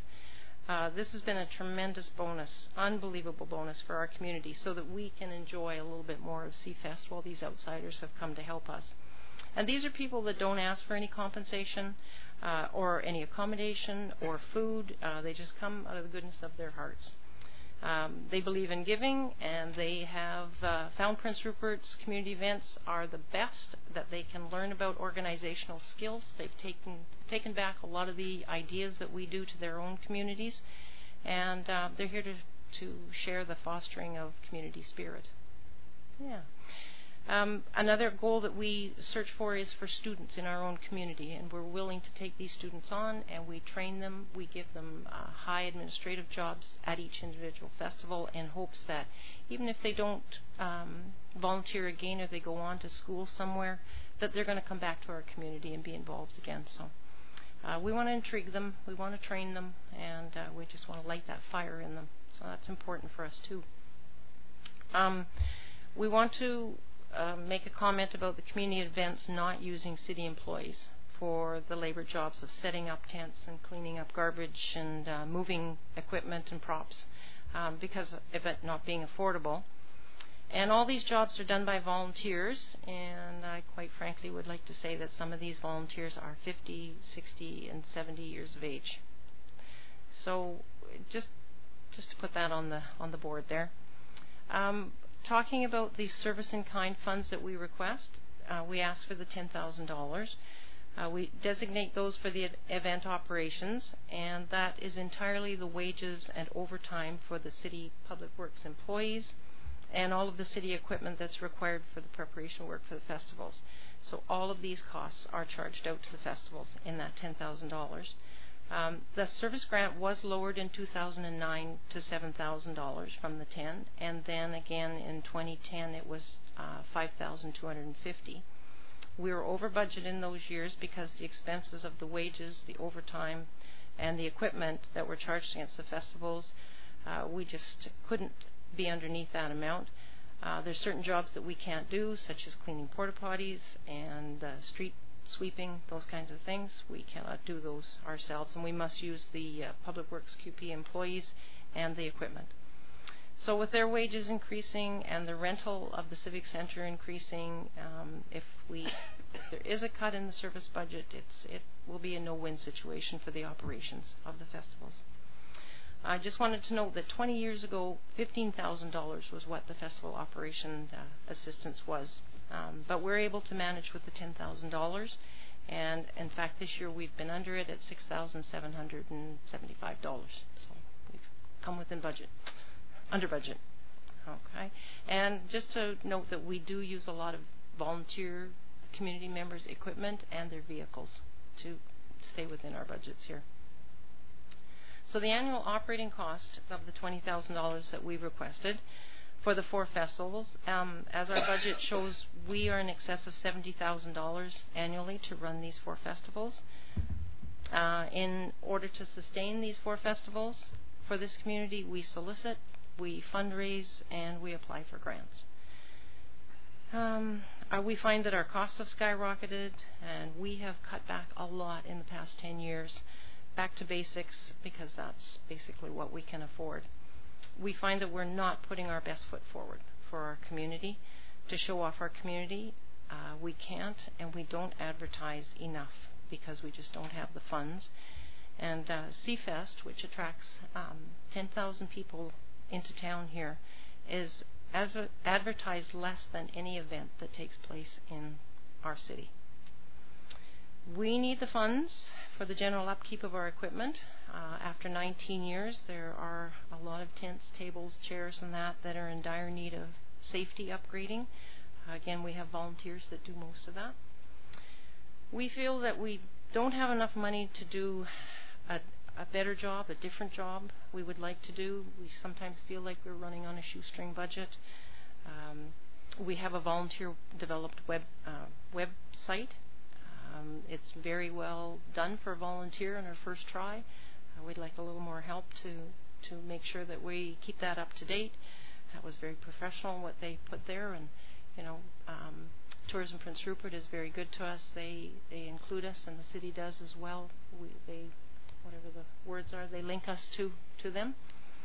Our logo, which was on the top page of our board of directors there, you can see it says Festivals Fun for Everyone. We had that developed, and that's been provincially recognized, which is really nice to get some feedback on that.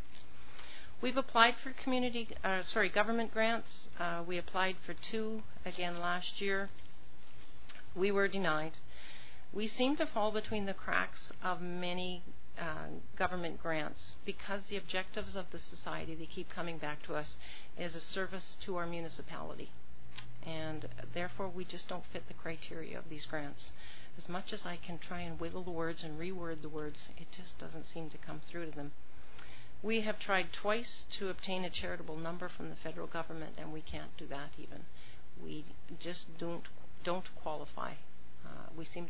We don't give money away to people. We take money and we use it for the festivals and the events for our community. So we're just not fitting that criteria at this point. However, there is lots of support. We receive a lot of financial support from the service groups in our community, and they assist us, financially and through manpower as much as they can. We certainly appreciate that, but we're noticing that their donations to us are dwindling because their sources of income are starting to be cut as well. And we wanted to say that we realize with the economic downturn that these community festivals are actually designated as a holiday for many of our residents who cannot afford to travel out of Prince Rupert. And we are a destination for many who choose to come here to participate in our festivals, because this is the extent of what they can afford to do right now. So we get many people from the Northwest that will come and enjoy their time here and spend their dollars here, but just for the short period of time. And we really appreciate that and understand that what's happening, and we're going to try to make this the best holiday that they can have. We'd like to point out too that there's a number of one-time events that are put on by groups in our community here. There are lots of donations of time and money to those individual events, but we're now at our 34th annual Seafest, our 21st annual Children's Festival, and our 17th annual Winterfest in our community here. And we're seeing that donations for these festivals are becoming less and less each year if there are major other one-time events that do happen in our community. It makes our board of directors work a little bit harder during those years. We are out there, we are supporting those individual events as well. You'll see all the same people there working, but we still need the funds to keep these 4 community festivals going. These Seafest volunteers, a lot of them start at 5 a.m. and these same people are there 15 hours later doing the cleanup. We are overworking some of our volunteers. It's the love of the community that's keeping them there, and unfortunately our volunteer pool is diminishing. We are seeing that. We appreciate any insight that anybody has to help us as to see how to garner some of those younger 20, 30, 40-year-olds to come and give a little to the community. The Prince Rupert City Public Works employees do not generally volunteer to our community festivals. However, we have seen that QP members do volunteer in many other communities. We've been monitoring this over the years, and we're really hoping that there will be a commitment change from our community members towards volunteerism. We found that some new volunteers do not step forward wholeheartedly when they know that they are going to spend half of the time looking for funds, scrounging for money, because they know that there isn't enough resources to operate these 4 festivals. But we would like to grow and have new and different events, and we want to make sure that our new volunteers are not finding this an onerous task. We're trying to keep costs to a minimum. We want to keep these festivals running. Our community deserves them, and I think we're doing a dang good job of them. So we are asking you to get behind the volunteer event coordinators, people that spend all their time organizing, committing, promoting, and we want to keep our community vibrant. The Society hopes to continue to be able to put on the festival fun and excitement for years to come, and we will need the resources to do this with your help. So we would thank you very much for your time, and we're happy to answer questions and pleased to hear any suggestions that can help us out. Thank you for your presentation. There's no doubt there isn't anybody here that will ever dispute the value that Seafest and the other events contribute to our community, and the work done by special events and all their volunteers. There's a lot of work, a lot of energy, a lot of commitment that goes into it. And although we get asked to help a real variety of groups throughout the community on a variety of initiatives, the support that you provide the community cannot be overstated, because you're putting on events throughout the year that are for everybody in the community. And it doesn't matter whether people are senior citizens, whether they're raising families, whether it's children on their own, the various events that you put on, whether the weather's good or not, really makes a difference in providing a quality of life in our community. I'll see if there's is anybody else that would like to contribute to the presentation. Could I make a comment, please? Certainly. As treasurer, I'm always asking questions about money. I found out that a Clerk 1 staff member for City Hall starts out at $26.28 an hour. Joy has been our office coordinator. We can only afford her half-time, and after 12 years, we pay her $20 an hour. We can never get enough money ahead to be able to pay what she's worth and have her more than half-time. 4 festivals a year take on an awful lot of organizing, keeping in touch with the whole people in the whole area, and it's very difficult for her to fit this in to the short time that she has to work. And I just think that we're lucky that we have her and that she has continued to stay with us. Thank you. Thank you. There's no doubt we would like to do more in a variety of areas. This may not be the year that we can do that, but that doesn't take away from the amount of efforts that you all contribute with the assistance of Mrs. Sundin. And what you've said does not fall on deaf ears, believe me. She probably volunteers as much time for nothing that she puts in working. Thank you. Councillor Ashley. Thank you for your presentation, and thank you to you as well as the rest of the committee for all of the work that you do for the community. I had a question, and it's related to last year's Seafest and the issues around the beer gardens and the security, and I'm wondering if there's still a problem with that, and if there's anything that as a city we can do to help out with that. Are we saying that the beer gardens are important? It's not so much that, but I know that was an issue last year, and I thought I didn't know if I heard different things, and I wasn't sure what the exact reason was. So I thought if there's something that we can do as a city that might help out with that, this would be an opportunity for you to let us know. Okay, just a point of how that is organized through the Lions Club themselves. It is an issue with the government now with their licensing, and they were informed that they had to have certain security levels and licensing, and they weren't able to obtain that in time. And at the same time, the Lions Club was revamping and reorganizing what they were available to do and what they wanted to do for the community. We had many discussions about what beer gardens do, and how it benefits or takes away from the rest of Seafest. It will be put back on the table here at our January meeting, The Lions have offered to pick it up again, so they'll comply with the licensing. So it's nothing that any of us can help with them. It's just something. It's not something that our municipal government here is putting stipulations on them. So it's the provincial government at this time.